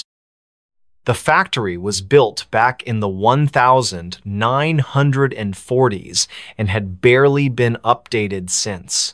The entire building groaned like an old man every time the wind hit the walls. Flickering lights, rusted metal, faded safety posters from decades past, everything reeked of age, and something else I couldn't place at first. I was hired through a temp agency. They needed someone to cover the overnight shift after one of the workers abruptly quit. No details were given, just, he left mid-shift and didn't come back. I should have seen that as a red flag. But I needed the money, and the guy on the phone said it was easy work. Just monitor the furnace temperatures. Make sure the conveyors don't jam. Log activity in the binder near the main control panel. That's it. No heavy lifting, no tools, no one to talk to. Easy. My first night started at 10:00 p.m. The factory was about 30 minutes outside town, surrounded by nothing but cornfields and mist. I remember how quiet it was when I pulled into the lot. No other cars. Just mine and the long, low building stretching into the dark like a sleeping beast. I had to buzz myself in. No guard, no receptionist, just a keypad and a red button. Inside, the air was thick with dust and oil. The only light came from a few flickering overheads. The silence was so complete, I could hear the hum of the fluorescents like they were whispering directly in my ears.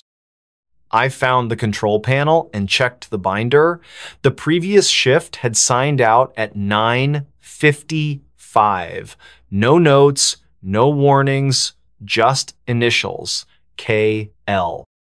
That name would come back to me later, in the worst way. The first 2 hours were uneventful. I made my rounds, logged temps, stretched my legs. The machines weren't running maintenance, apparently so it was just me and the silence. Around midnight, things started to feel wrong. It began with a loud clang from the far end of the conveyor line. I froze. It wasn't the wind. It wasn't a creaky pipe. It was deliberate, like someone had kicked a metal drum. I called out, "Hello? Anyone there?" No response. I grabbed the flashlight hanging by the panel and walked toward the noise. The beam cut through the dark like a knife. I passed rows of dormant machinery, their surfaces slick with oil and grime. Everything looked undisturbed. But then, at the end of the corridor, just past the hydraulic press, I saw movement, a figure darting between machines.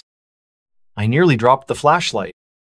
"Hey!" I shouted, trying to sound firm. "You're not supposed to be here!"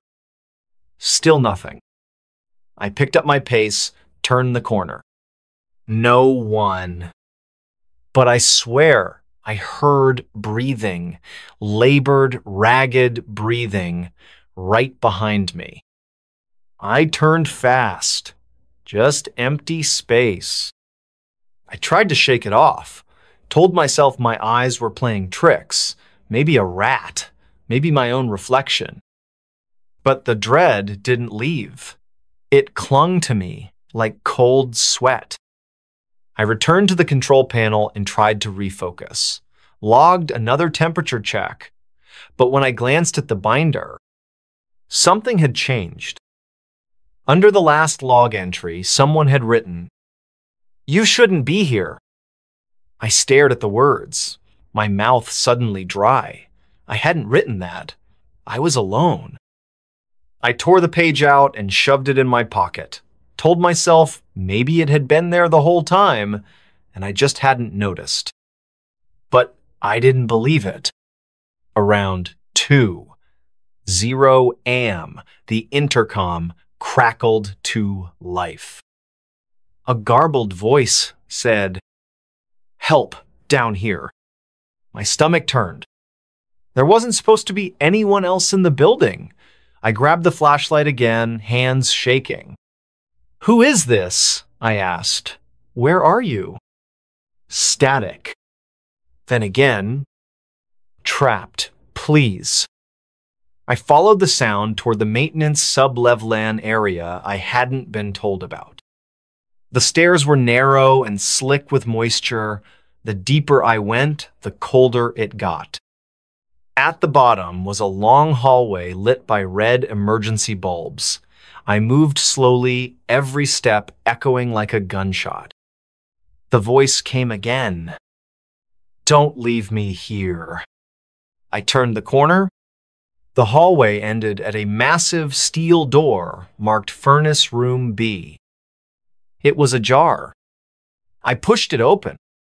The heat hit me like a wave, but the room was empty except for a single charred hard hat resting in the center of the floor. The name etched into it? K.L. The worker who'd left mid-shift. Or, rather, hadn't left at all. I backed out of the room, heart hammering. That's when the door slammed shut behind me. I screamed and banged on the door, but it wouldn't budge. Then the whispers began. At first, it sounded like steam hissing from the pipes. But then I heard words. "We never left." "Join us." "Burned, but not gone." The lights dimmed. Shadows stretched across the walls, writhing like they were alive. I turned in circles, flashlight trembling. And that's when I saw them. Figures emerging from the darkness, half-formed, their bodies blackened and twisted. Faces melted, eyes hollow. They moved slowly, dragging themselves toward me with jerky, unnatural movements. I screamed, ran. I don't remember how I escaped the sublevel. Somehow, I made it back to the control panel. I grabbed my keys, my bag, and bolted out the front door into the rain. When I looked back, the lights in the factory windows were all off, except one, up on the second floor. And in that window, I saw a silhouette watching me. It raised a hand and waved. I quit the next day, didn't ask for my paycheck, didn't tell the agency what happened. A week later, I saw a news article. Temporary worker vanishes during night shift at Harlan Steelworks. A new guy, hired to cover my old spot. They never found him. And the factory? Still operational. Still hiring. But some nights, when I'm driving past those cornfields, I swear I see smoke rising from the roof. And if I roll down the window, I can still hear the whispers. We never left. Do you believe in ghosts now? Because I didn't. Until I met them. Next story. The small town that forgot it existed. I never thought I'd stumble into something so unnatural. It started with a whisper, really a story passed down through hushed conversations and forgotten diaries. A town erased from existence. Not just physically, but mentally, as if it had never been there at all. The kind of tale you dismiss as folklore until you find yourself standing on its threshold.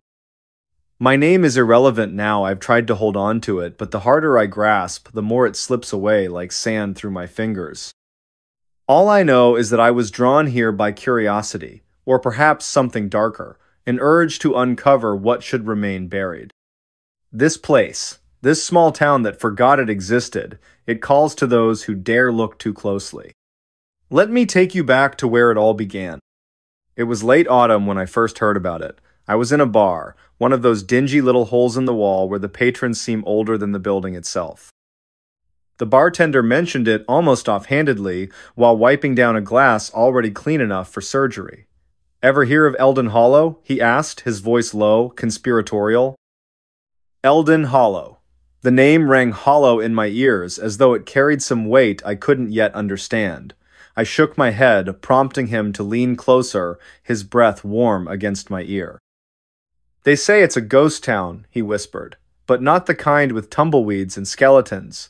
No, this place, it's alive. People still live there. They just don't remember anything." He stopped then, letting the words sink in. My pulse quickened, not out of fear, but fascination. What kind of town could exist like that?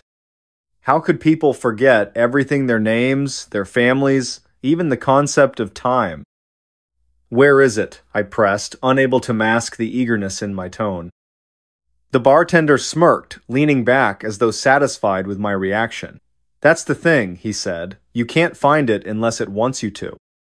And yet, somehow, I did. The drive to Eldon Hollow felt endless. My GPS flickered and died halfway there, replaced by static-filled silence. Maps showed nothing but wilderness where the town supposedly lay. But I kept driving, guided by instinctor, maybe something else entirely. When I finally arrived, it was dusk, and the air smelled faintly of earth and decay. At first glance, Eldon Hollow seemed ordinary. Rows of quaint cottages lined narrow streets, their windows glowing softly with lamplight. Smoke curled lazily from chimneys, carrying the scent of wood smoke. Children played in the street, laughing without abandon. Couples strolled arm in arm, their faces serene. Yet beneath the surface, something wasn't right. I parked near the edge of town and stepped out, my boots crunching on gravel. Immediately, I noticed them, the townsfolk. They moved like automatons, performing mundane tasks with mechanical precision. A woman swept her porch despite the absence of dirt. A man watered plants that didn't need watering. Their movements were precise, deliberate, but devoid of purpose. And their eyes held no spark, no recognition. No one acknowledged me as I walked past. Not a glance, not a word. It was as though I didn't exist. Curiosity overrode unease, and I pushed deeper into the heart of Eldon Hollow. The main square was eerily quiet, save for the ticking of a massive clock tower looming above. Its hands spun wildly, defying logic. One moment it read 3:17 p.m., the next midnight, then noon again. Time meant nothing here. A shopkeeper stood behind his counter, arranging jars of preserves. He looked up as I entered, his expression blank. "Can I help you?" he asked, his voice monotone. "I'm looking for information," I replied cautiously. "About the town, about why it feels so strange." The shopkeeper tilted his head, confusion flickering across his face before smoothing over. "Strange?" he echoed. "This is Eldon Hollow. There's nothing strange about it." "But..." I hesitated, unsure how much to reveal. "Don't you notice? The clocks? The way people act?" His brow furrowed slightly as though struggling to comprehend my meaning. Then he smiled a brittle, forced smile and said, "Maybe you're tired. Traveling can do that to a person. Why don't you stay the night? Rest your mind." Before I could respond, he turned away, resuming his task with robotic efficiency. I lingered for a moment longer, unsettled, before stepping back outside. As the hours passed, the oddities multiplied. At the bakery, I watched a young girl repeatedly stack and unstack loaves of bread, her actions mechanical and repetitive. Across the street, a barber shaved the same customer over and over, each stroke identical to the last. Conversations faltered mid-sentence, speakers staring blankly ahead as though searching for words that refused to come. Time stretched thin here, warping and twisting like taffy pulled too far. Minutes dragged into hours, days blurred into weeks, yet no one seemed to notice or care. Life in Eldon Hollow was a loop, a perpetual cycle of meaningless motion. By evening, I sought refuge in the local inn, hoping to piece together what I'd witnessed. The innkeeper greeted me warmly, though her smile lacked warmth. She introduced herself simply as Mrs. Harper, offering little else. Her memory, like everyone else's, appeared fragmented. She couldn't recall how long she'd lived in Eldon Hollow or even where she'd come from. "You must be new," she observed, setting a tray of tea on the table. "Most visitors don't stay long." "Why's that?" I asked, sipping the bitter liquid. She paused, considering. "Because they realize they don't belong here," she said finally. "This place, it changes you, makes you forget." Forget. The word hung heavy in the air, resonating with ominous implications. Forget what? Who? Why? That night, sleep eluded me. Shadows danced along the walls, cast by unseen lights. Outside, the wind howled, mournful and insistent. Somewhere in the distance, a dog barked incessantly, its cries echoing through the empty streets. I sat up, clutching the blanket tightly, and stared out the window. The moon hung low in the sky, blood-red and distorted. Beneath it, figures moved faceless silhouettes drifting aimlessly through the darkness. They weren't human, not anymore. Whatever remained of their identities had been stripped away, leaving behind shells of flesh and bone. What force drove this madness? Was it natural or supernatural, or worse, man-made? Answers came slowly, pieced together from fragments of conversation and discarded objects. An old journal found tucked beneath a loose floorboard spoke of experiments government-funded studies conducted decades ago. The entries grew increasingly erratic, filled with warnings of loss and void. One passage stood out. They promised progress. Instead, they took everything: memories, identities, souls. Progress, void. The words echoed in my mind, intertwining with visions of shadowy figures cloaked in lab coats, injecting syringes into unwitting subjects. Had Eldon Hollow been a test site? A laboratory disguised as a community? Or was something older, darker at play? Some cosmic entity feeding on identity, consuming the essence of humanity like prey? The latter explanation sent chills down my spine, yet it fit the surreal atmosphere better than any scientific rationale. Evidence mounted as I explored further. In the church basement, I discovered photographs yellowed snapshots of smiling families, children playing, couples embracing. None of the current residents recognized themselves in these images. To them, the past was a void, a black hole devouring all traces of who they once were. In the schoolhouse, dusty yearbooks sat abandoned on shelves. Pages flipped open to reveal portraits of students whose names were scribbled out, replaced by question marks. Teachers gazed stoically into the camera, their expressions vacant. Even the dates were smudged, unreadable. Somewhere deep within the labyrinth of memories and mysteries, I began to suspect the truth. Eldon Hollow hadn't always been this way. Once, it had Three-Veda bustling hub of life and culture. Then, something happened. Something catastrophic. Days or perhaps weeks passed in a haze. My own grip on reality weakened as I delved deeper into the town's secrets. Faces became familiar, yet unfamiliar. Voices whispered in my ear, urging me to join them, to let go of my burdens. One morning, I woke to find myself standing in front of a mirror. My reflection stared back, distorted and wrong. My hair had grown longer, my skin paler. Lines creased my forehead, etched deep by stress and uncertainty. Most disturbing of all, my eyes, they mirrored the emptiness I'd seen in the townsfolk. Had I started forgetting too? Panic set in as I realized the truth. Eldon Hollow wasn't just affecting its inhabitants, it consumed outsiders as well. The longer I stayed, the more pieces of my identity slipped away. Names, dates, places all reduced to ash in the furnace of oblivion. Desperate, I attempted to leave, but the roads twisted and turned, leading me back to the center of town. The clock tower loomed ever-present, its hands spinning faster, louder, drowning out rational thought. Buildings shifted positions overnight, creating mazes of alleyways and dead ends. Escape proved impossible. And then, the twist. While rummaging through an abandoned house, I uncovered a photograph tucked inside a drawer. The image showed a younger version of myself, arms wrapped around a group of friends. Behind us stood the unmistakable silhouette of the clock tower. I froze, staring at the photo in disbelief. How could this be? If I'd been here before, if I'd been part of Eldon Hollow?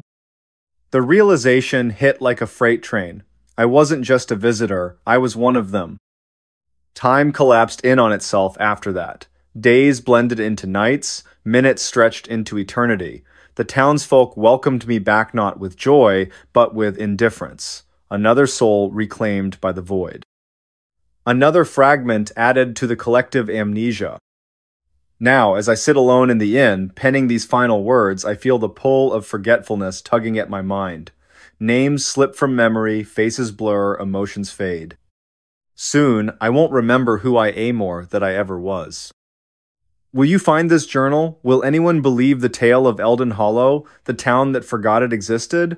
Or will it vanish again, swallowed whole by the abyss?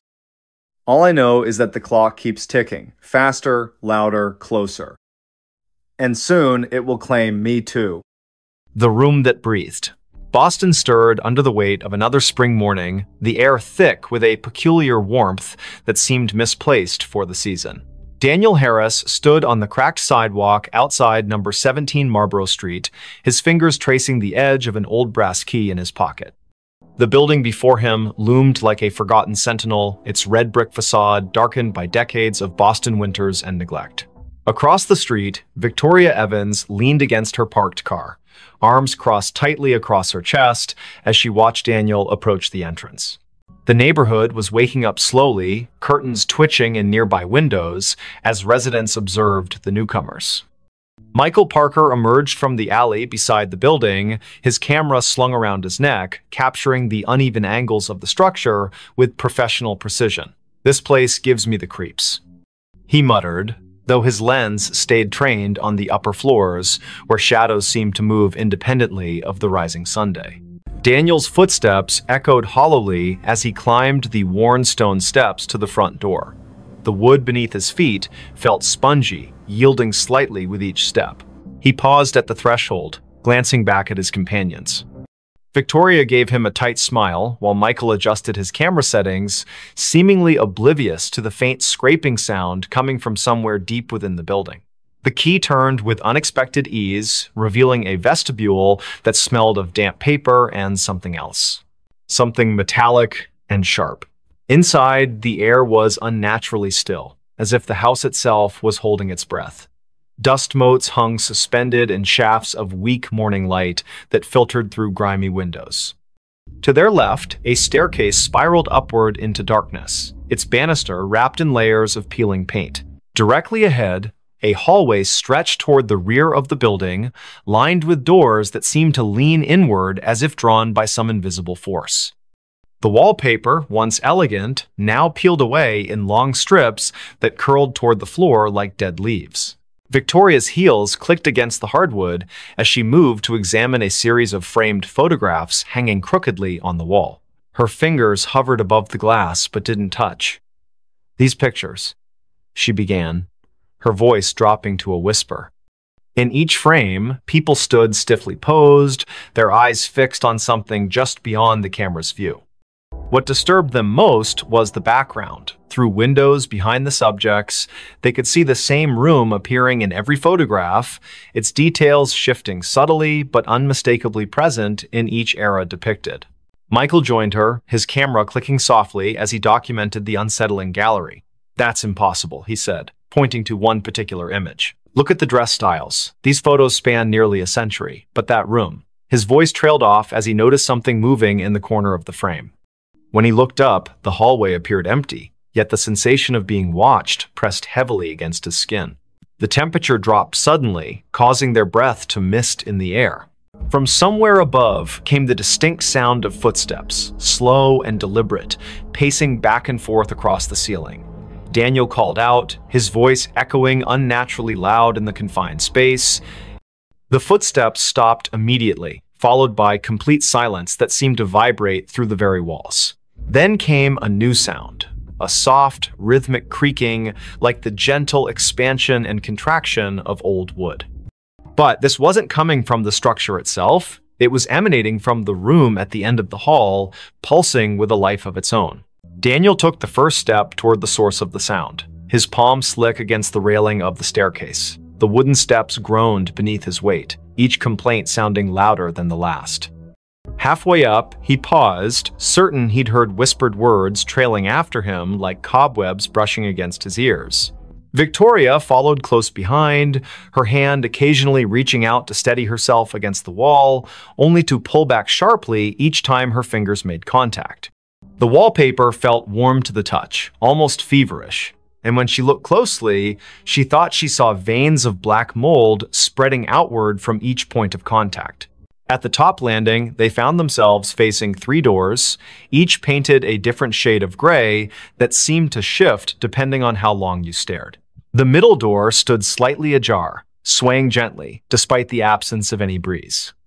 Through the gap, they could see movement, not human movement, but something more akin to shadows stretching and retreating across the far wall.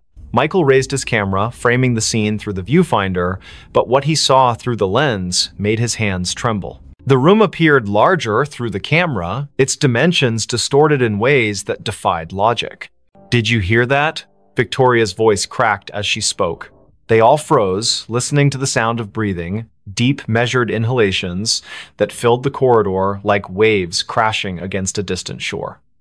The sound wasn't coming from them. It was too synchronized, too deliberate.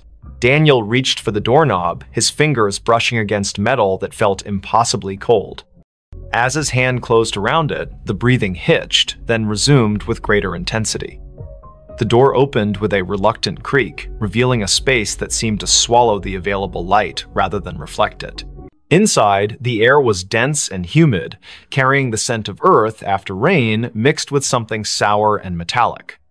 The walls were covered in what appeared to be ancient wallpaper, but upon closer inspection, they realized it was actually layers of dried, yellowed paper stacked directly onto the plaster. Pages upon pages of handwritten text, fragments of letters and drawings pressed together like geological strata. Some sections seemed to ripple when touched, as if the surface retained some vestige of life. In the center of the room stood an antique writing desk, its surface stained with ink blots that had long since dried black. Victoria approached the desk cautiously, her attention drawn to a leather-bound journal resting open at its center. The handwriting inside was spidery and erratic, the ink varying in color from fresh black to faded brown. As she read the first few lines, her reflection in the window behind the desk caught her eye. She froze, watching as her mirrored self continued reading even after she had lowered the book. The reflection smiled at her, then mouthed words that didn't match her own movements. When she turned to look back at the actual room, she found Daniel staring at her with wide eyes, his lips moving soundlessly. Michael remained in the doorway, his camera trained on the scene unfolding before him. Through the viewfinder, he watched as the room's dimensions shifted imperceptibly, walls bowing inward, then snapping back like living tissue. The floorboards beneath his feet pulsed gently, maintaining the same rhythm as the breathing they had heard earlier. He noticed something new. Symbols carved into the baseboards, their shapes disturbingly familiar. They matched the patterns he had seen in the photographs downstairs, though here they seemed more pronounced, almost angry in their execution. The room grew darker despite the approaching noonday sunday. Shadows lengthened unnaturally, pooling in corners and creating shapes that suggested movement just beyond perception. A soft scratching sound began behind the walls, like fingernails dragged lightly across wood. It started in one corner, then traveled methodically around the perimeter of the room, gaining speed and intensity with each circuit. The breathing deepened, becoming labored, until it sounded like someone struggling for air. Yet no living person occupied the space with them. Daniel moved toward the far wall, drawn by an inexplicable force. His fingers brushed against the paper-covered surface, feeling the individual sheets shift under his touch. Some pages crumbled to dust at his slightest contact, while others felt slick and wet, leaving dark stains on his fingertips. He realized with growing dread that the papers weren't merely covering the wall, they were growing from it, sprouting like fungal growths in the dim light. Words formed and reformed before his eyes, sentences rearranging themselves into coherent paragraphs that told stories of lives lived and lost within these walls. The breathing changed pitch suddenly, becoming higher and more rapid. The room responded physically, its walls expanding outward, then contracting violently. Books fell from shelves that hadn't been there moments before, their pages fluttering like wounded birds. The desk in the center split down the middle, revealing a cavity stuffed with more paper, all bearing the same frantic handwriting. Victoria stumbled backward as the journal in her hands began to burn, not with fire, but with a cold light that seared her palms without leaving marks. The reflected version of herself in the window had disappeared completely, replaced by something darker and less defined. Michael's camera flashed repeatedly, capturing images he couldn't see with his naked eye. Through the viewfinder, he watched shadowy figures emerge from the walls, their forms distorted but somehow familiar. They moved with purpose, gathering around the edges of the room like spectators at a performance. Their faces remained indistinct, but their presence pressed against his consciousness like a migraine building behind his eyes. The symbols on the baseboards glowed faintly, their light pulsing in time with the room's breathing. A sudden gust of wind swept through the space, though none of the windows had opened. Papers swirled in miniature cyclones, settling randomly across the floor in patterns that suggested meaning. The breathing grew ragged, punctuated by wet, gurgling sounds that made Victoria cover her ears with both hands. She sank to her knees as memories flooded her mind, memories that weren't hers. Faces of strangers flashed before her eyes, each accompanied by a surge of emotion so intense it brought tears streaming down her face. Pain, loss, despair, each sensation more vivid than anything she had experienced in her own life. Daniel found himself drawn to the farthest corner of the room, where the wall seemed to pulse more noticeably than the others. His hands moved of their own accord, tearing at the layers of paper until he exposed bare wood underneath. Carved deeply into the surface were names, hundreds of them, overlapping and intertwining like roots. Some he recognized from the photographs downstairs, others were unfamiliar but carried the same weight of tragedy.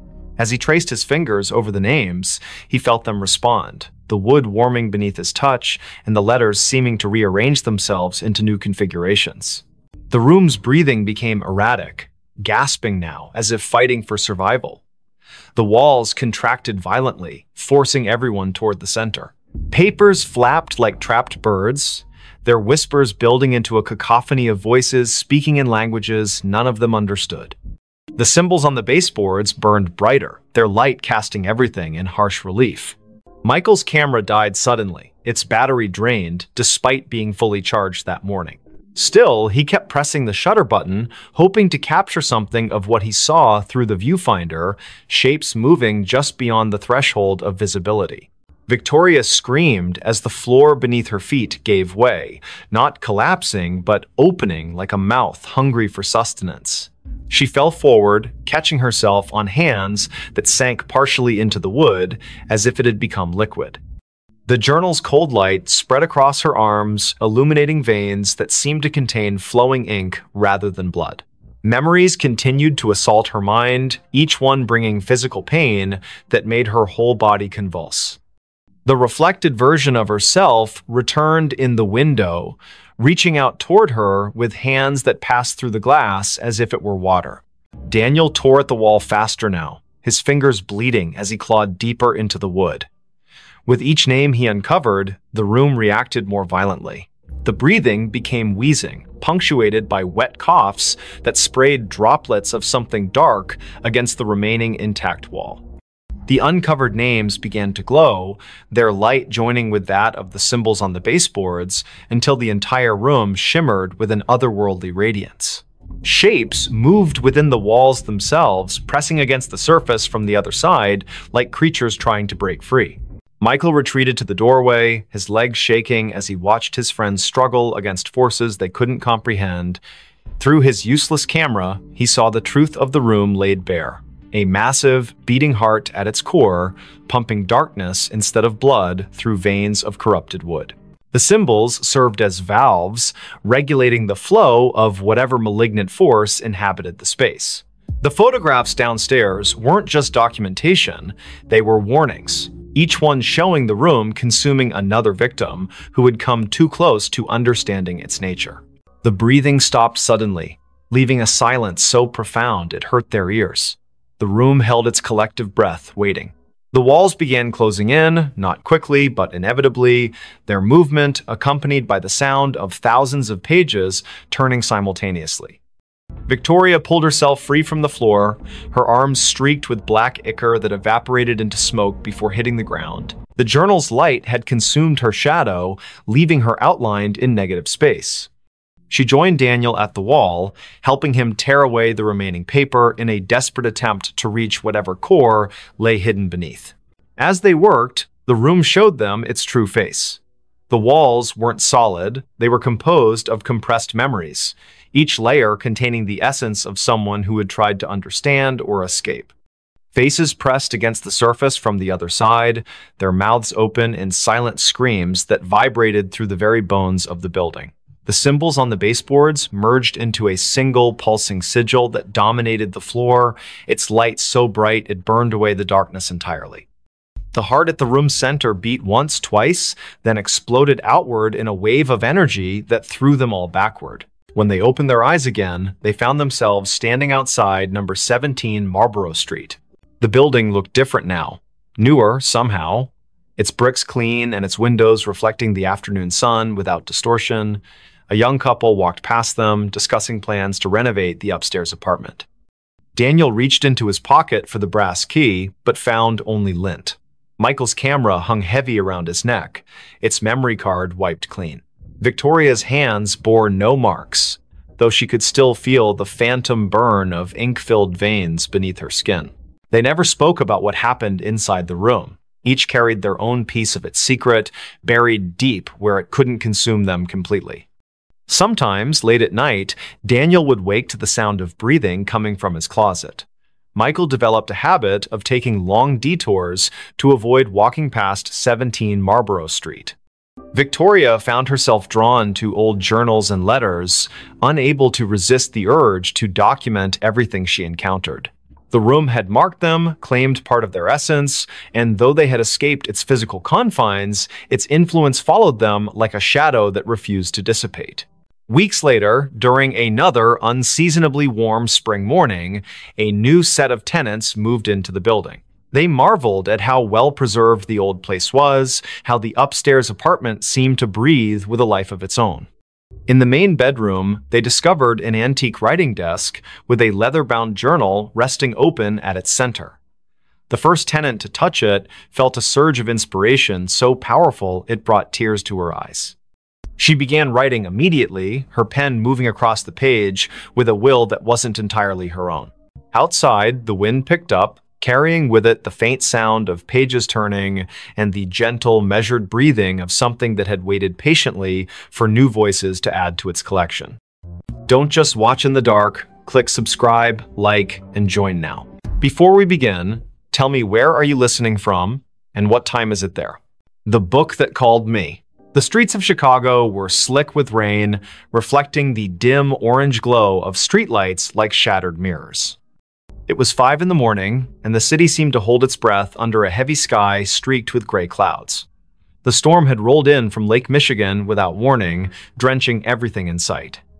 Victoria Evans stood on the corner of Wabash Avenue, clutching her coat tighter around herself as she waited for the traffic light to change. She hated mornings like this, cold, wet, and eerily quiet, but her job at the library demanded punctuality. Victoria worked at Harold Washington Library Center, a towering structure that loomed over South State Street like some ancient sentinel. The building's glass facade shimmered faintly in the pre-dawn gloom, catching the occasional flash of lightning that lit up the horizon. As she approached the entrance, her shoes squelching against the wet pavement, she noticed something odd, a single book lying face down on the steps leading up to the main doors. Its cover was dark, almost black, and water pooled around it in tiny rivulets. No one else was around. The security guard, who usually manned the early shift, hadn't arrived yet. She hesitated for a moment before picking it up. The book felt heavier than it should have been, its pages damp but not entirely soaked through. There was no title on the spine or cover, just an embossed pattern of swirling lines that seemed to shift slightly when viewed from different angles. A shiver ran down her spine, though she couldn't say why. Maybe it was the way the book felt. Alive somehow, pulsing faintly in her hands. Still, curiosity got the better of her. She tucked it under her arm and pushed open the heavy glass door. Inside, the library was silent except for the faint hum of fluorescent lights overhead. Rows upon rows of shelves stretched out into shadowy corners, their contents neatly organized, yet somehow foreboding in the dim light. Victoria made her way to the circulation desk near the center of the atrium, setting the book down carefully, as if afraid it might bite. Her fingers lingered on the cover for a second longer than necessary before she pulled them away abruptly. Something about it unsettled her deeply, though she couldn't put her finger on what exactly it was. Her coworker, Daniel Harris, arrived shortly after, yawning loudly as he shuffled toward the desk. He was tall and lanky, with messy brown hair that stuck out in all directions despite his best efforts to tame it. "Morning, Vic," he muttered, glancing briefly at the book before shrugging. "What's this?" "I found it outside," Victoria replied, keeping her voice low so as not to disturb the stillness. "It doesn't have a title or anything." Daniel raised an eyebrow but didn't comment further. Instead, he reached out to touch the book, his hand hovering above it for a moment before making contact. His expression changed instantly from mild curiosity to outright alarm. "Whoa, this thing is freezing." Victoria nodded, though she hadn't thought much of the temperature earlier. Now that Daniel mentioned it, the air around the book did seem colder, almost unnaturally so.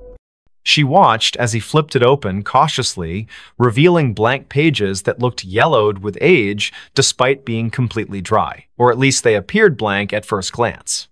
When Daniel tilted the book slightly toward the light, faint words began to emerge, written in ink that shimmered like oil slicks. They weren't English or any language Victoria recognized, but the shapes twisted and writhed across the page, as if trying to escape the confines of the paper. "This is messed up," Daniel whispered, snapping the book shut quickly. He glanced around nervously, as if expecting someone or something to appear from the shadows. "We should probably report this to management." But Victoria shook her head firmly. "Not yet. Let me look at it again." She wasn't sure why, but the book called to her in a way she couldn't explain. It wasn't just curiosity anymore, it was compulsion, a gnawing need to understand what lay within those shifting symbols. Reluctantly, Daniel handed it back to her, muttering something about coffee before disappearing into the staff lounge. Alone now, Victoria opened the book once more. This time, the sensation was stronger, the weight of unseen eyes watching her every move. The text seemed clearer too, forming jagged patterns that pulsed rhythmically, almost like a heartbeat. Without realizing it, she leaned closer, her nose nearly brushing the surface of the page. And then she heard it a whisper, soft and insidious, threading itself into her thoughts. It wasn't audible in the traditional sense, more like a memory surfacing unbidden. The voice spoke in fragments, disjointed phrases that coalesced into meaning only when she focused hard enough. "Find me," it said. "Free me." Startled, Victoria slammed the book shut, her heart pounding wildly in her chest. Had Daniel heard it? Was she imagining things? She glanced toward the staff lounge, half expecting him to come running out, but there was no sign of him, just silence and the oppressive weight of the library closing in around her. For the rest of the day, Victoria tried to focus on her duties, shelving